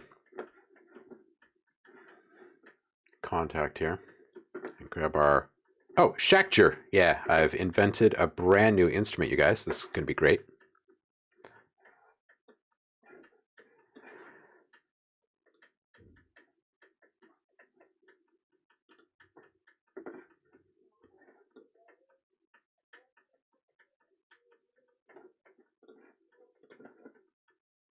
All right, so we play this back.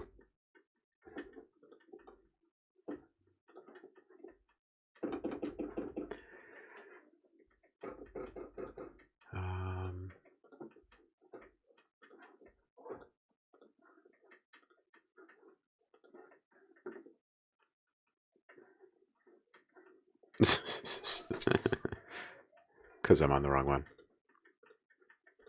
There we go.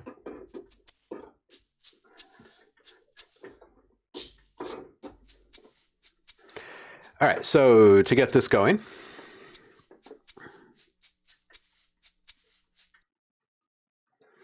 we're first going to loop this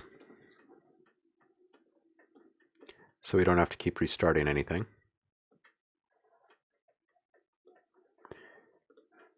And make sure that we've got a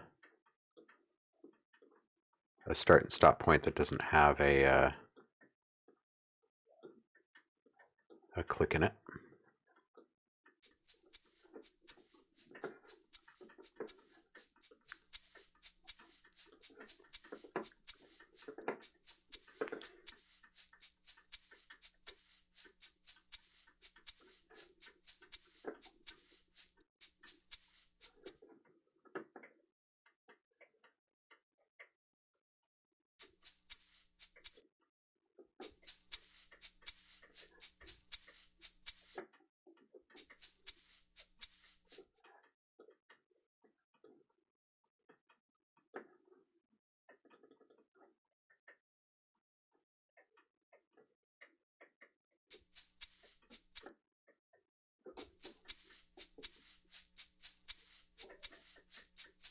There we go. Nice and smooth. Love it. All right.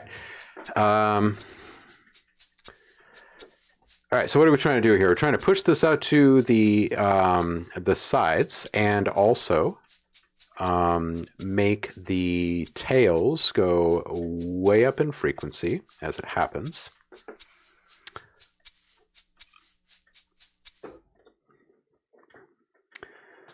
So the first thing that we'll need to do is, let's see here.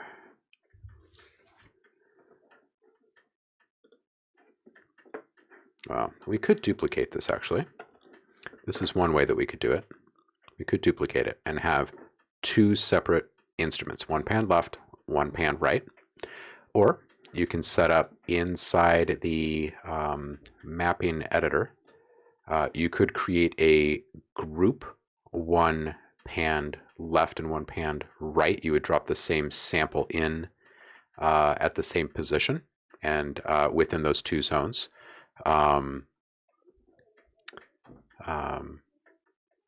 know, pan one left, pan one right. Those would be your easiest options to keep this all playable together inside a Kontakt, I think. But regardless, you'd set that up the way that you'd want. And then let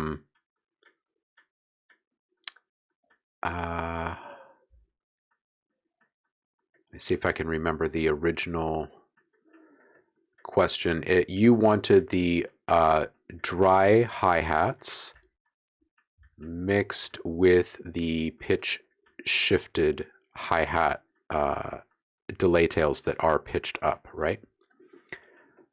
So the way that we're going to do that, so we're going to go into our effects and we'll grab our delay. So that's going to be in the instrument insert effects. You do have different options between the send effects and the insert effects.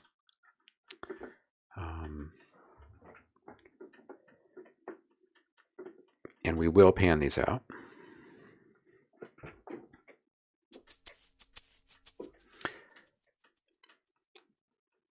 Raw processed, high pan in the same contact. Yeah, just the wet, high frequency, short tailed, and panned. Okay. So if you're looking for just the wet,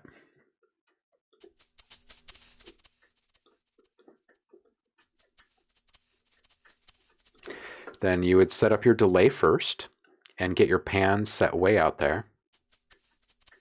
And if you're wanting to take a little bit of the tail down quicker, you can turn up your damping so things aren't tripping over themselves in the mix. And then it's just a matter of, oh, is this going to be an insert?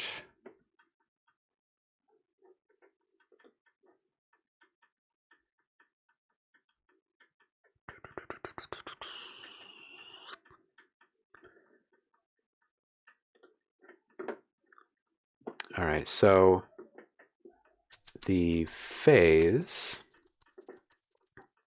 we're going to turn this up in frequency.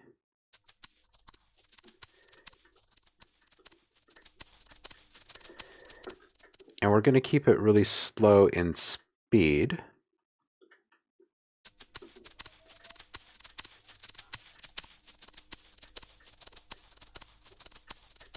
Why am I not hearing this?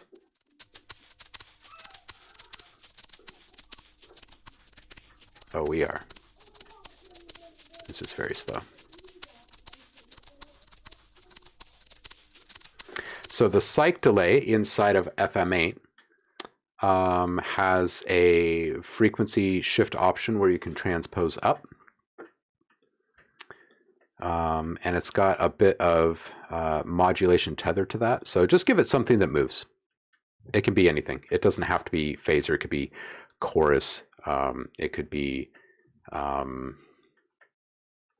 ring mod. Something that gives it a little bit of movement. And then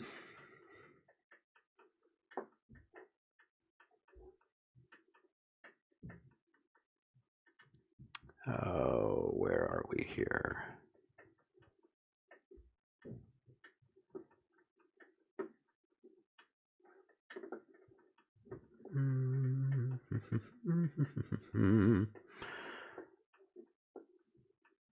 I'm actually not seeing what I want. I'm just going to do it through the pitch then. So the next thing we do is grab a external modulation source for the tune knob. This is going to affect the tuning of the entire thing. So before we do this, before we add the modulation, you do have the option of just going up in your keys. I guess I should have talked about this earlier. The downside, of course, is that it affects playback speed. So you want to get out of DFD. These source modes over here are super critical to how Kontakt affects and plays back your sounds. So DFD stands for direct from disk, and sampler is basically going to give you the same kind of functionality. It's just that in sampler you're loading your sound directly into RAM, and DFD you're loading some of it into a cache in your RAM, but the rest is actually being pulled intelligently from your drive. What you want to do for this is grab one of your time machines. It would probably be the best option, and then within that, if you switch to basic time machine, it's going to give you granular functionality. If you grab 2, it's going to give you transient manipulation capability, and then Pro will also toss in reverse. And they each have their own kind of thing going on. Let's stick with this. Just really quick to show you this as an option. You can go up in pitch, and the playback speed is going to be the same.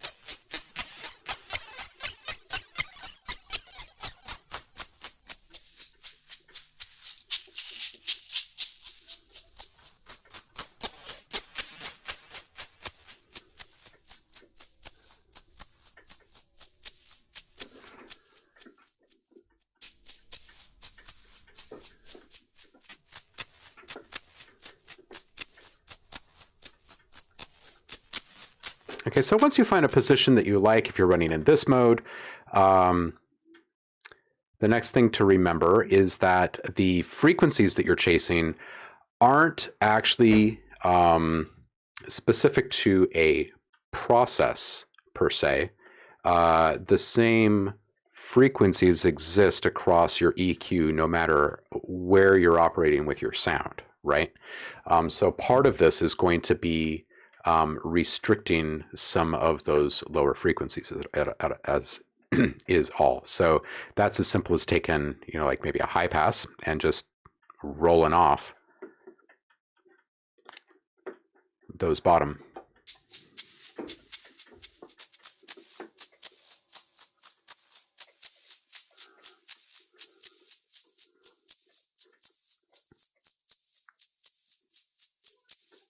I'd really recommend just dialing in the timbre of your sound before you do that, though, because you're going to hear more of the grit and edge and stuff that's in there. Even if you're rolling off those lower frequencies, you can still get a bit more detail up top.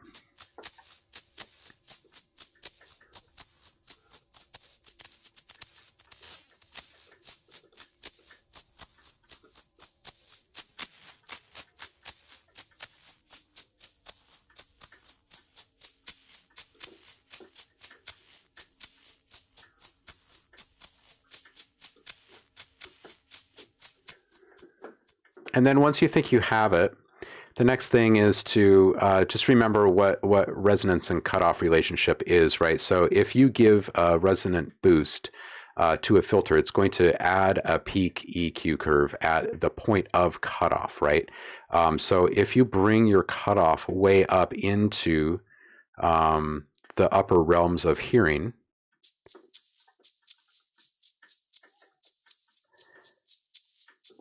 then you can get there. We're going to add, if we just right click on the resonant knob, you can actually add something like an LFO or something else to modulate it with. So this is our modulator here. If we just take that way down,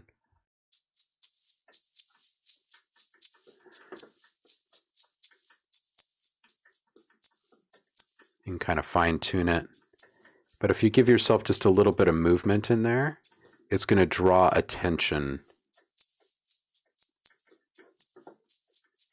Right, it'll make the listener lean in a bit, if you will.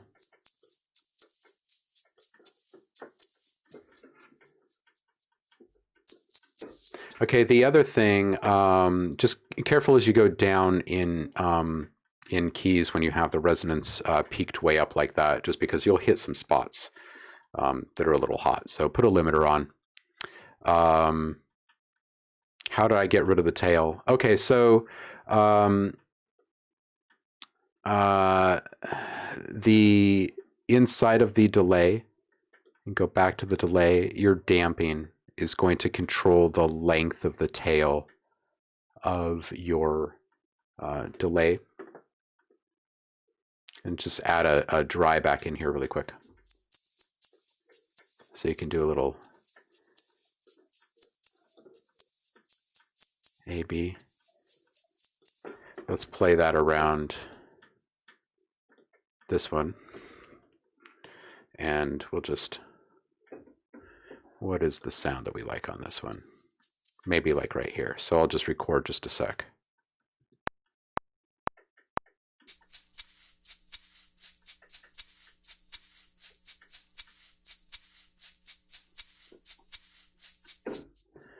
All right.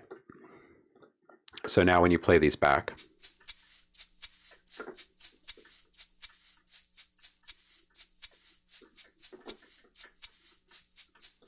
right, so your dry signal is coming from your main track, and you can just layer your kontakt with it. You could also, you know, if you're wanting a fine control over the balance of wet and dry, you can also just bring in that same sample again in its own instance, and then just set MIDI channel. It's going to pop up with a different MIDI channel. But if you just switch that to the same exact one, or just select Omni, it's going to react to any input coming in from a MIDI source. Now you would just want to set this up in a similar fashion. So we would go to Time Machine. We'd take down our grain and leave this.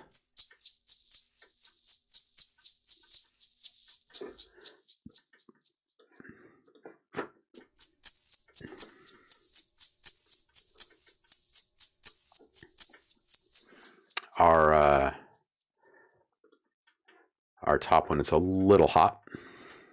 Probably go in here and take down the wet on our delay because we're coming through 100% wet. We can actually take this down. There's no dry signal competing with it.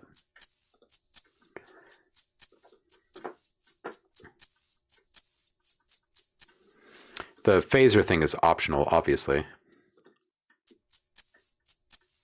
But if you give it some kind of movement, it's going to entice the listener a bit more. And it's going to add just a little bit of separation between the two, right?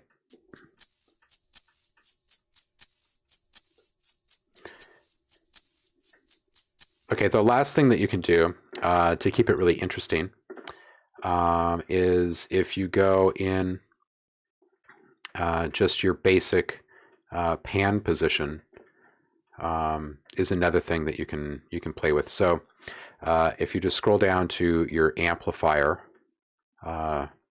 section here in the rack, you're just going to right click on pan, and again you can use an LFO if you're wanting to keep it kind of steady generating. You could even make it a trigger thing where each time you press a key, it's going to pop up in a different spot in the stereo spectrum. But in the interest of time and just getting this done, let's just play with the sine. This is the depth. So all the way up means it's panning hard right and left and that it's moving through the entire range of the spectrum. This is already panned fairly significantly through the delay, and since we're only hearing the wet of that delay, a small range of modulation is probably all that's really necessary.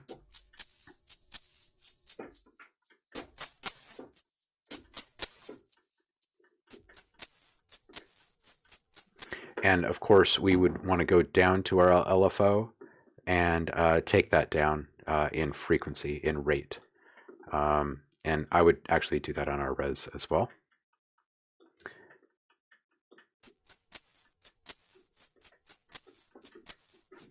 And you can come up here and see what effect that's having on the pan knob. Let me just zoom in just a little bit. It's probably hard to see.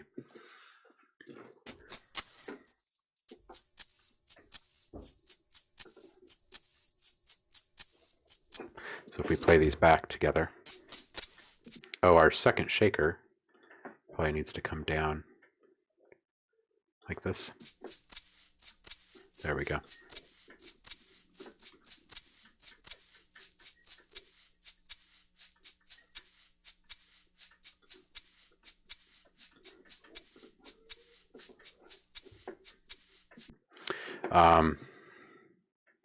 So that's one way that you can accomplish that whole thing. Might be one of the easier ways because there's not that many steps, right? It's just a matter of figuring out what kind of modulation you want to use to get the movement in there. Restricting frequencies being output. That's about it. Now you could also, while we're here, we could let's just stack these really quick, and on that stack we will put in an instance of ShaperBox, and let's see what maybe the crush and the pan can do for this. So we'll do a little crush. And maybe we'll make it kind of rhythmic too.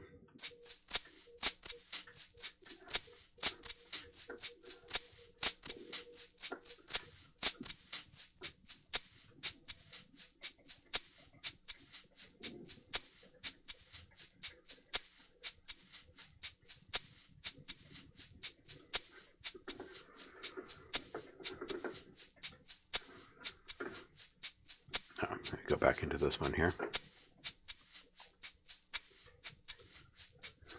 So up top,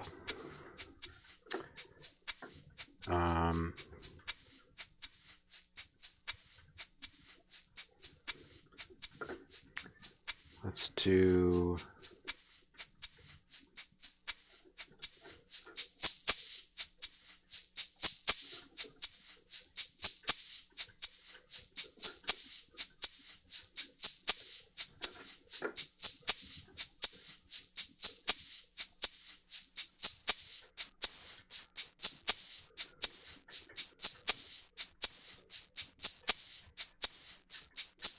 I change this low pass. I'm going to change it to a high pass.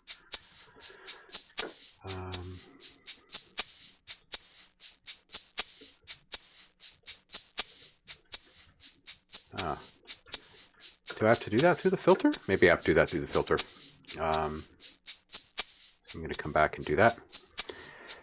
So the filter will chop this between high and low, and let's just focus on this for just a second and grab a high pass.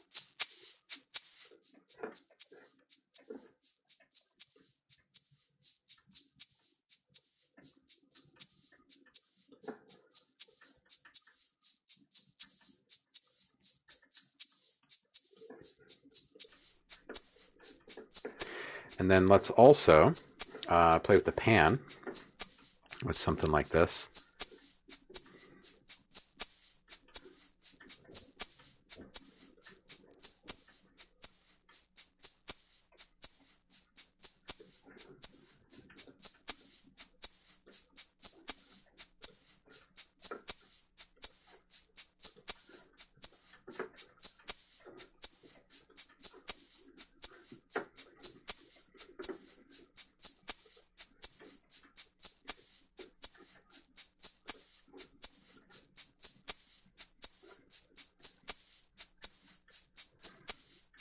So you can quite literally change like the shape of your shaker and move it around in the stereo spectrum at the same time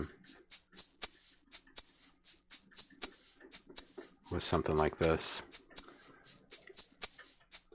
And of course you could chop that up into bands, right? We can do the same thing over here.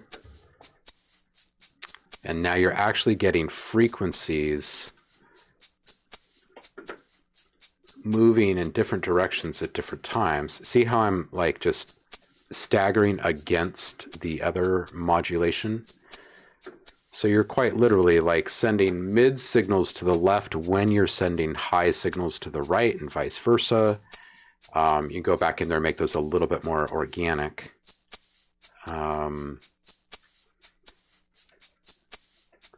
And of course, then you just kind of back off the mix. And then what that does is it leaves some of that going through the same pan position that it was before. And some of that signal, half of that signal is now being split and moved into a different position in the stereo field. So in other words, you've got your dry. Your dry is running down the middle. Your first wet is being sent out to the sides through the pan parameter of your delay inside a kontakt. You've then got a modulator running, an LFO sine wave. It's running and moving your pan pots in real time. And then you're taking that signal of both the dry and the wet, and you're splitting it. The lows are still right down the middle, right? And then the other stuff is being moved to the right and left in addition to the original modulation at a completely different rate. Yeah, and it totally affects the delivery of sound and everything. Now, you could, in theory, get there a lot quicker with a tool like Shaperbox and eliminate something like kontakt entirely. You would then remove the need to kind of make these hack workflows, if you will, and worry about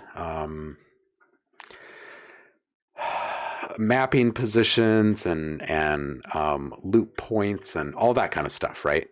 This just becomes a little bit easier when you're using something like this, because you can pick the loop points from within here, and within the same tool you can manipulate all of the timing and frequency and all of that kind of stuff.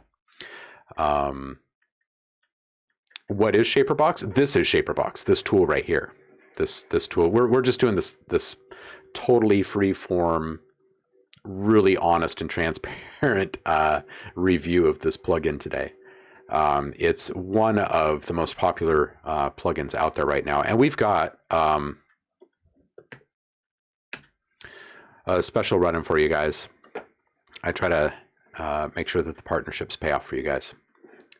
If it is something that you like and you pick it up, I mean, they've got sales and stuff running. But if you follow that link, you also get Trash 2 from Isotope and Carbon tossed in as well, which is a pretty cool synth. Free. So for what it's worth, I mean, it's all the same to me. I just like showing you guys toys. But if you want 3 toys for the price of 1, then there you go.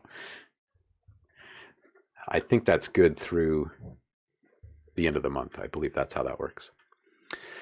Quick reminder, you guys, if you have sounds or tracks that you're working on today that you want reviewed really quick, or get some feedback on really quick, you can drop a line to holler@ohmlab.tv or toss a link to a SoundCloud or something up in the chat, and I will circle around and get that.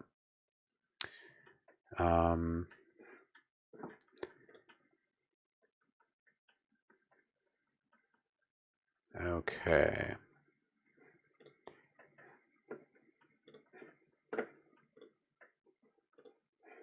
Word. All right. Yeah, that's good through the end of the month, that deal. So whoever picks that up will be happy forever, because they'll have Trash 2. And I'm sure that Isotope will be revving Trash soon, because it's had the same UI for quite some time. And I think it's next in the product line as far as like the things that haven't received the visual updates. So I'm expecting them to put out a new Trash soon. And if you do have that, you'll have an upgrade path at least. Multiband distortion, if you're unfamiliar, it's awesome. And Carbon is a newer synth. I think it's a UJM. Anyway, good stuff. Worth checking out for sure.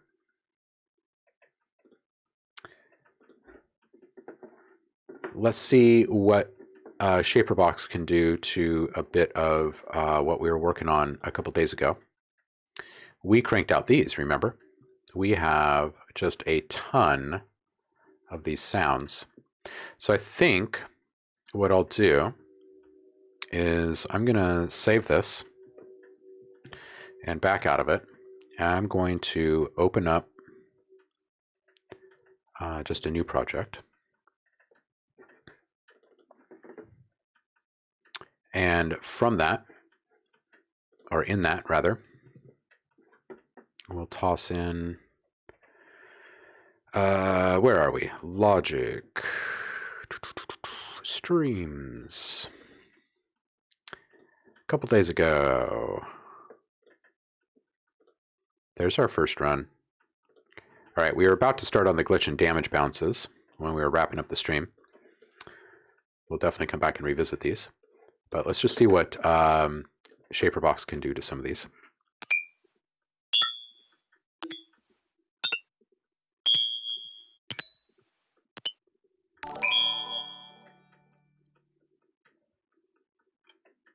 Hearn and Artis, thank you for the follow and welcome. We're doing a really relaxed product review today of ShaperBox from Cable Guys, which is awesome. And also doing some track feedback and sound feedback. If you're working on something, we're happy to put ears on it, give you our thoughts. Fridays are pretty cool around here. Let's just randomly, let's just take like the top 20 of these bounces, because we bounced several hundred. Remember, 300 in a few minutes the other day. So what we're going to do is we're going to take the top 20 UI sounds here, and let's just put them in here, and we'll make a little stack. I don't know that we necessarily need to do these individually, do we? Or should we? Maybe it's a good test. If we really like something, we'll put it into a stack. All right, so let's just put a small loop here so we don't have to keep juggling. And we'll put an instance of shaper box on there. And let's go. Let's start with just drawing something simple, and let's do a pitch shift on this one.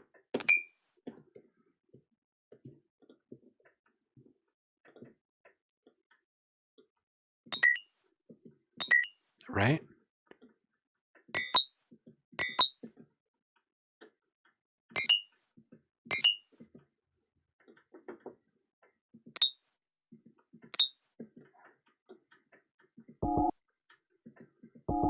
I don't know if you're still here, Saf, but if you are, this is what you were asking about earlier. Exactly what can it do for like game sound design or interface sound design, general application work.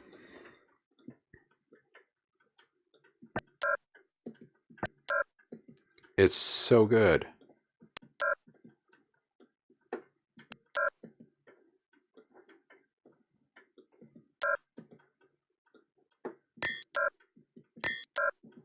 Ooh, I like that. I want more of that.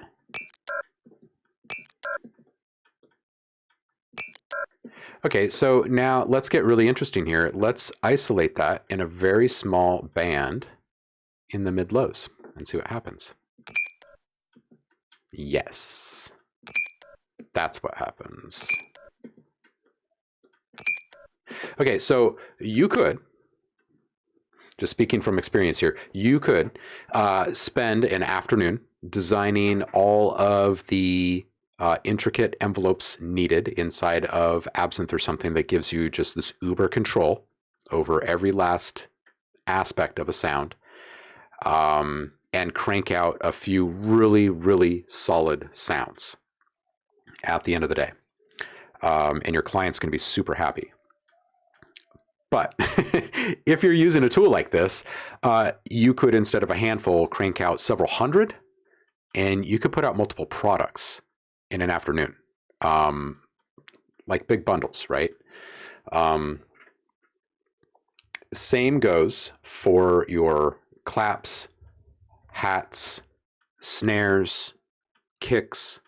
One of my favorite things to do is grabbing a simple creative tool like this and then grabbing my favorite whatever sound, the go-to kick or melee punch or whatever it is that you're working on, and then just crank out like 50 or 60 variations very, very quickly, like just in a few minutes, and then just go through that bounce folder and select the ones that you really like, and use them for a while, right? If they stand the test of time, then you've got something that you can sell to people, and they're going to come back for more. This right here just has so many moving parts that were not there before. Let's take and do something very, very subtle on the high and the low. Let's do a very small reverse on the low. So we'll just put a, let's put a breakpoint. Where is our sound? It's ending right around here. So let's just put a small little bend here.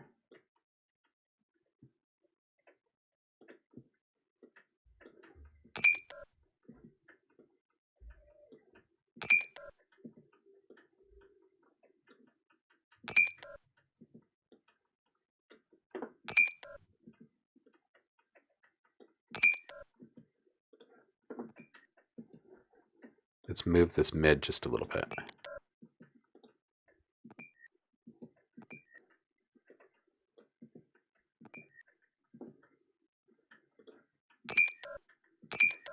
Oh, that's nice. All right, now let's, on this top, let's go into maybe the crush. And we're going to just isolate just the very top frequencies here.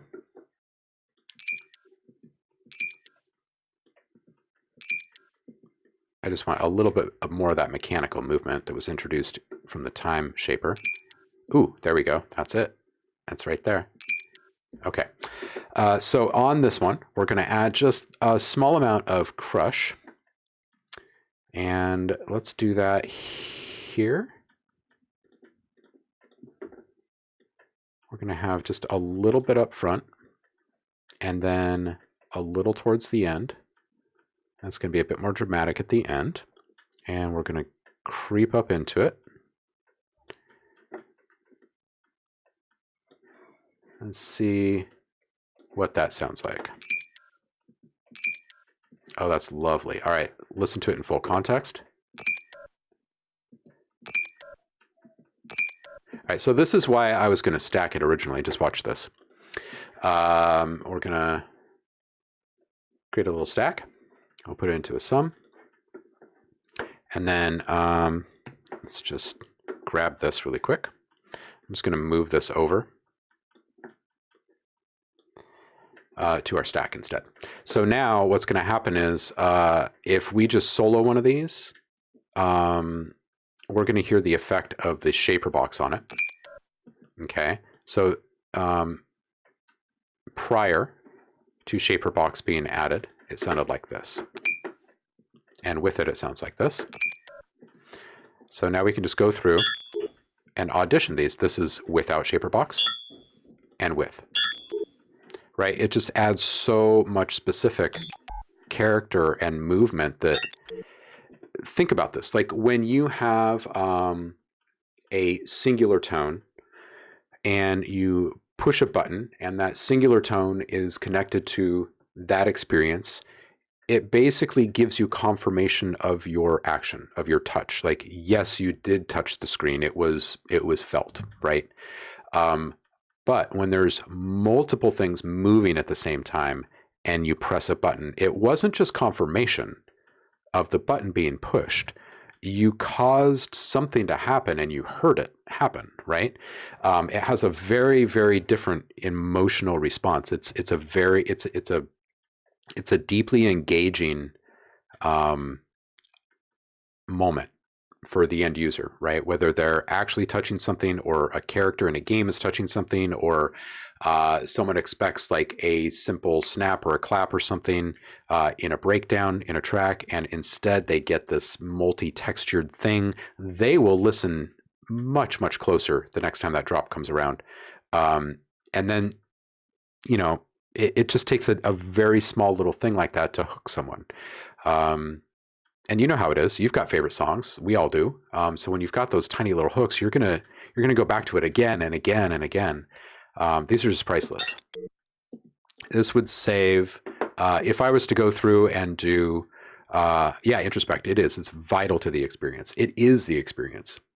But if I was to go through 300 samples that I bounced in, whatever it was, a few minutes, and cull out, say, 80% of them, so all I have are gems, and then I create just 2 presets with Shaperbox.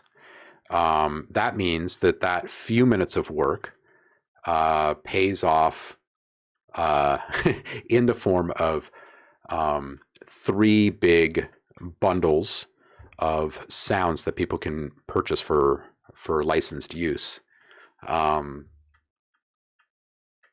And if you're just creating sounds for your own personal library to produce with, it becomes invaluable because you can stop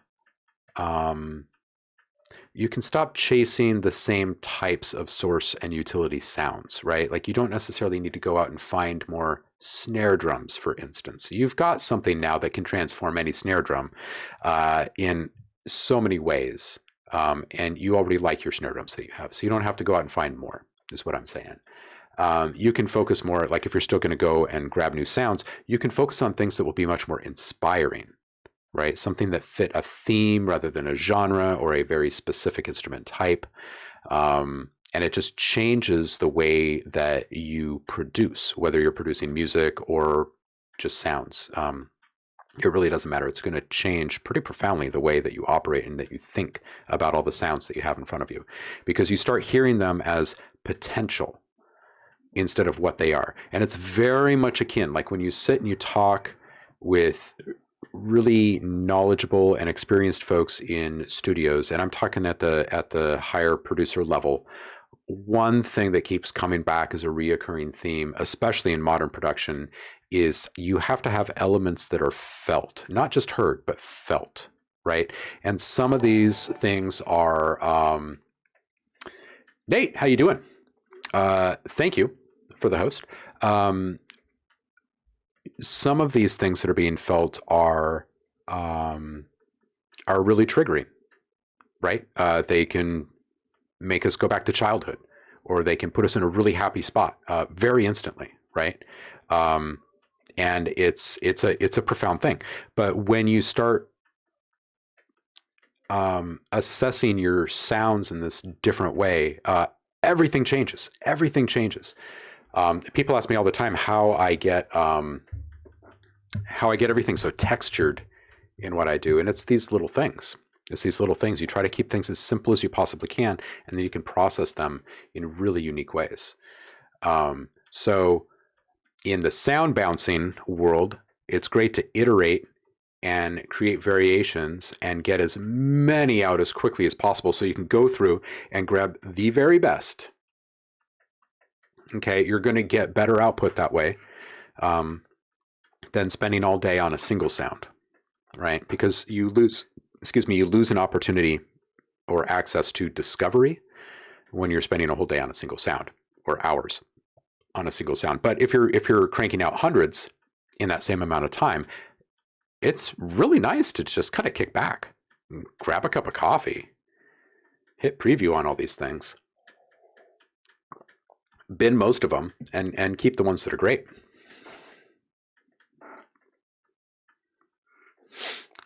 Nate, welcome. Jim Boy, welcome.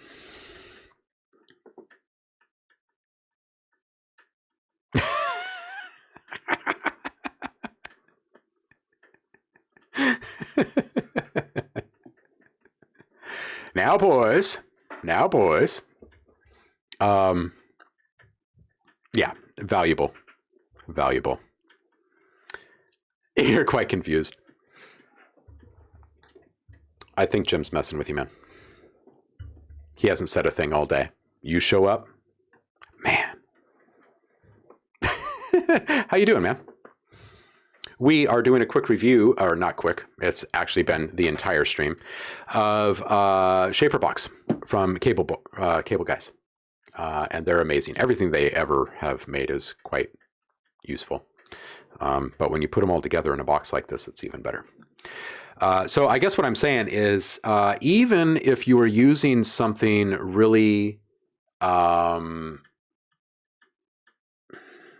like specific to the work or to the output that you're aiming for, right? Like interface sounds, you can go get tools, right? Like Galactic Assistant from Soundmorph is a really good one for UI, right? You start to output a lot of the same kinds of sounds eventually with a tool like that, because the parameters and tools that you have access to are limited, but you can get there quickly with a small range of sounds. When you're using a tool like this, you can take almost any short percussive sound and turn it into the same kind of stuff, but much more intricate and modern. So for what it's worth, those who are looking to kind of supercharge their production in all of those ways, grab it. It's definitely going to be in use constantly in your projects, whether you're doing music or sound or both. And we could spend all day just naming people that use it incessantly in their productions. I know so many people that stopped using traditional sidechain ducking through compression and opted for just the shaper tool. I'll give you a quick example. Here, we'll just do this. This is, yeah, there's nothing in here. We'll just toss something in here really quick. Just like a single note.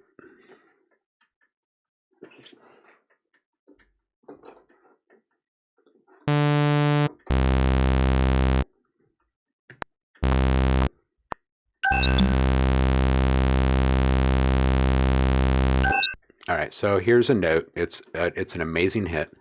I'm just going to put an instance of the shaper box on there and a volume. And then this right here is going to duck it, and we can put this, what, should we do it like half bar?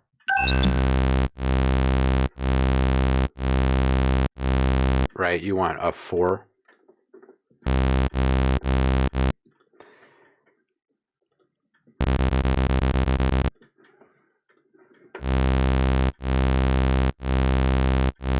Too loose. Don't want it all the way down.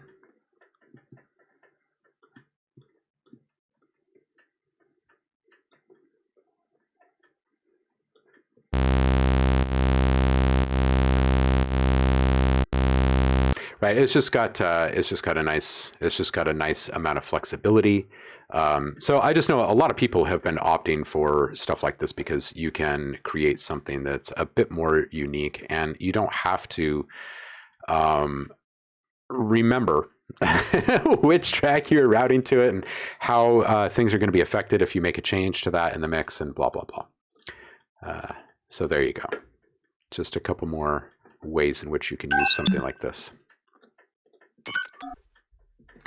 But I really like the movement being introduced by this. Again, if we were to turn this off, you lose all of that. Going back to this one. And this one. And shaper box. I'm going to go back in there, and I'm going to make a few changes and show you how this thing can become a serious beast in the both studio production and the stage performance world. And that's through the MIDI switches. So with these MIDI switches, you can just use a key on your keyboard to trigger different shapes that are being plugged into a very specific process inside of a specific bandwidth. Okay, so you can trigger a bit crush pattern with a C sharp.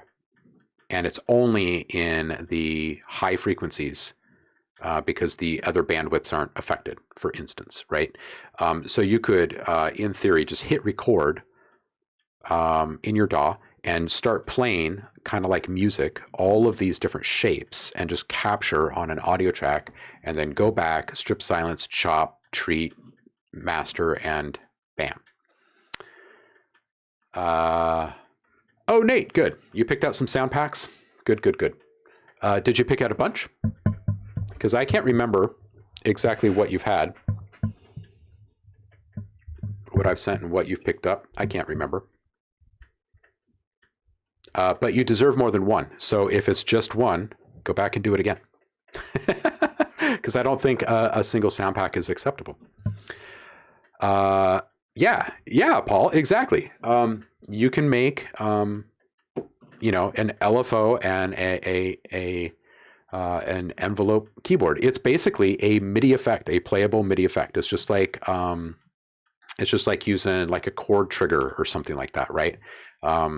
MIDI triggers more than just note, and it's nice. So it's akin to like a you know, the stuff that BT builds, right? Like Break Tweaker and Stutter Edit, right, with Isotope, that kind of stuff. What's allowed, Nate? You're in control of that, dude. You go pick them. I would say just roll with whatever's inspiring you, and know that you can come back and get more. If you want 10, ask me for 10. Is the new pack done? Oh, if you're talking about the atmospheric stuff, yeah, there is, and you can go grab it in the Discord. It's in the subscriber only channel right now, and You know what? I don't think I circled back after the last stream to put the massive presets in there, but the serum presets are in there, I know for sure. If the massive ones aren't in there, I'll circle back and add that. I don't think I did. I don't think I updated it. I think I was upset by by the compatibility issues between Discord and Streamlabs the other day.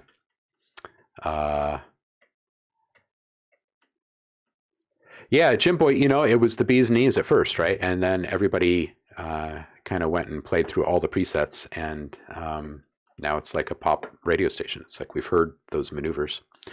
Yeah, and I think that the other thing that Cable Guys has over that kind of stuff is the simplicity and the flexibility, right? You're looking at a blank canvas, and it's just so easy. Oh, it's just so easy. And it's got some tools a la Form from Native Instruments, like the double time and the randomization here. So let me just turn this instance off, and let me turn on another one, and I will show you the discovery aspect of this tool. Let's do just time, and let's set this to a half this time. So it's going to run through its entire shape by this point. No, that's not enough. Let's do a quarter. So that would be through to here. Okay, that should be good. So we are going to mostly be operating, this is 1/4, so we will mostly be operating in the first half of that quarter, that first eighth note, or 2/16. And let's do a,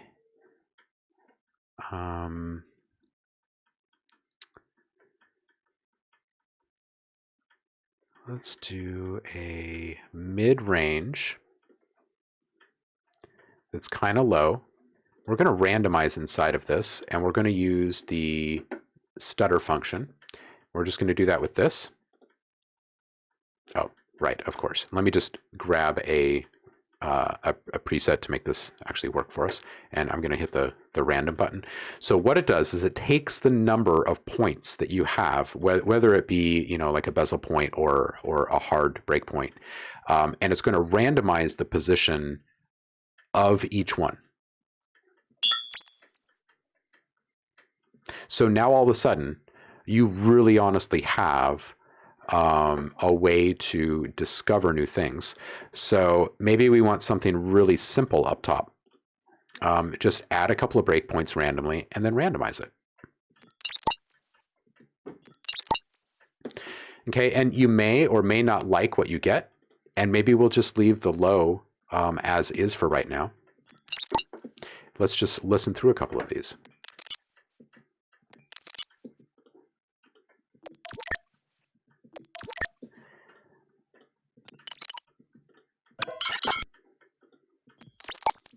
Okay, so let's say that we do like a couple of these.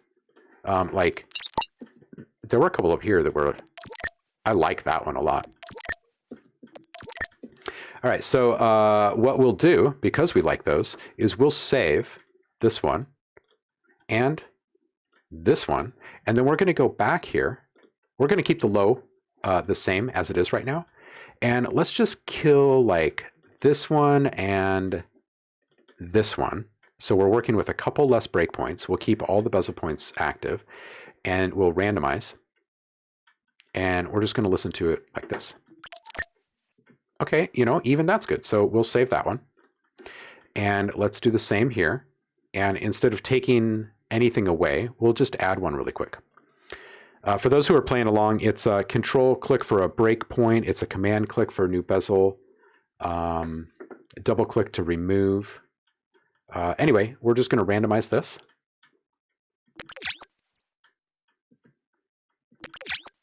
I'm not sure if I like that. Let's double that. If you hit the 2 times button, what it's going to do is double this, just like if you're playing in Form from Native Instruments, it does the same kind of thing, right? So now we've got 2.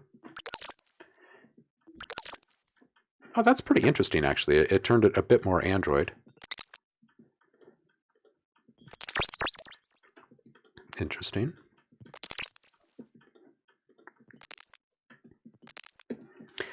Take this down a bit. Oh, I like that. Not on the big ones, but I like it on the little ones.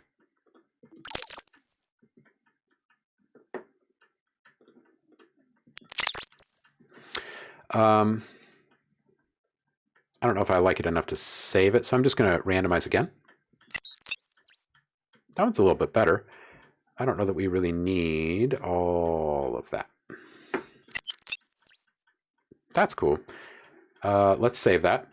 So here you are. We're just going to like run through this, and every once in a while we'll just flip one of these keys on the keyboard and our shape changes. And as we run through and solo each one of these, we start printing more and more stuff in a capture track. And then next thing you know, you look down and in your bounce folder, you've got like a couple hundred new sounds. And this is the process. Like we talk a lot in sessions, whether it be private training or classes or like here in streams, we talk a lot about source sounds and creating your own library of source sounds. This is this right here is a folder of source sounds, right? These are, I mean, after I cull the ones that I don't necessarily like, go through and put a little bit of polish on them. These are actually sellable, finished goods. But at the same time, they're source sounds because they haven't really been processed with any additional stuff that's affecting the harmonics or modulation that's causing movement, right? If I remember correctly, it was just a simple note repeat. And most of them are just 1 or 2 repeats, right? So in other words, they're clean and simple enough that you can go back and use a tool like the Shaper Box and just crank out as many iterations as you like. And then after that's done, you like drop the pitch an octave or something and go through and run those same exact sounds through the same exact shapes, and you get a whole bunch more, right? Because if you synthesize these sounds, they're going to have very different reactions at different levels, right? Okay, so these are, Jim, you're wanting to hear. We bounced, in a few minutes, we bounced the first 300. We set ourselves up for, I can't remember exactly what it was, but it was like 1,500 sounds if we were to actually go through and bounce all these for a few minutes work. We're just discussing the potential of high volume output and then going through and selecting the very best of something rather than spending a whole bunch of time on something very specific to get it perfect. Because the odds of that paying off for you and you maintaining your perspective in all of it is far less likely than the volume play. So just to run through some of these.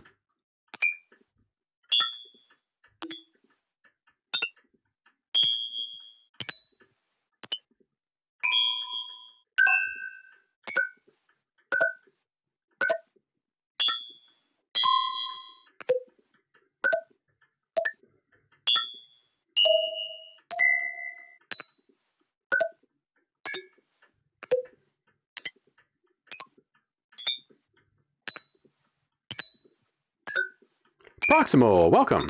Just in time. We're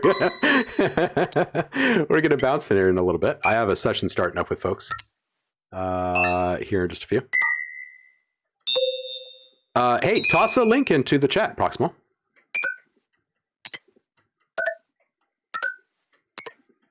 Yeah, so anyway, Jim Boy, you can hear that there's a lot of like repetitious stuff in there, but there's also some varied stuff in there if we just skip down a bit.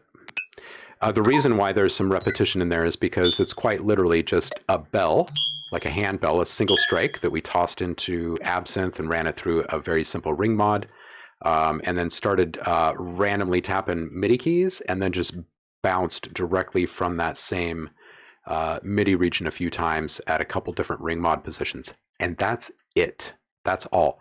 And we captured the first 300 samples from that process in just a matter of minutes. You can catch up with the the archive of the video from a couple days ago if you want to check out the whole process. But anyway, they kind of increase in length and interest as you go down the big list. And then we just randomly today tossed in the top 20, the first 20 samples. And we're just applying mostly random curves to those things right now just to show off the potential of a tool like this, right? Just keeping productivity high and inspiration high and discovery mode active. And then going through and listening to the results and making judgment calls. What does a ring mod do? Ring mod, yeah, Proximal, I see it there in the chat. Just a sec, I'm answering this question. So, Jim Boy, the ring mod uses a waveform shape that operates at a low frequency natively, whether that be as sine or whatever. We used a sine for this one, for the first handful anyway. And you can target a specific frequency or operate that that sine wave or whatever at a specific frequency, and then modulate the target sound. Okay, so the bell in this situation, the bell sample, which is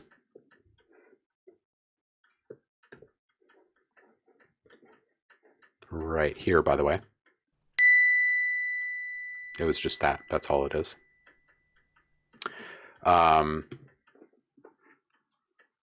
That is being ring modulated by a simple sine wave. And it's targeting a couple different frequencies. One was up top. It was like 4,500 or so. And then we dropped down to maybe 1,200. And then maybe like, I can't remember. I think I wanted to add actual like LFO modulation movement. So we went down to like, I don't know, in the neighborhood between like 30 and 50 hertz, something like that.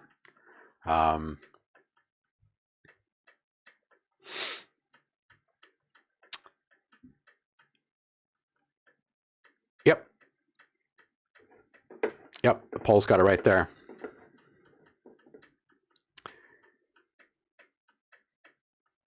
There you go.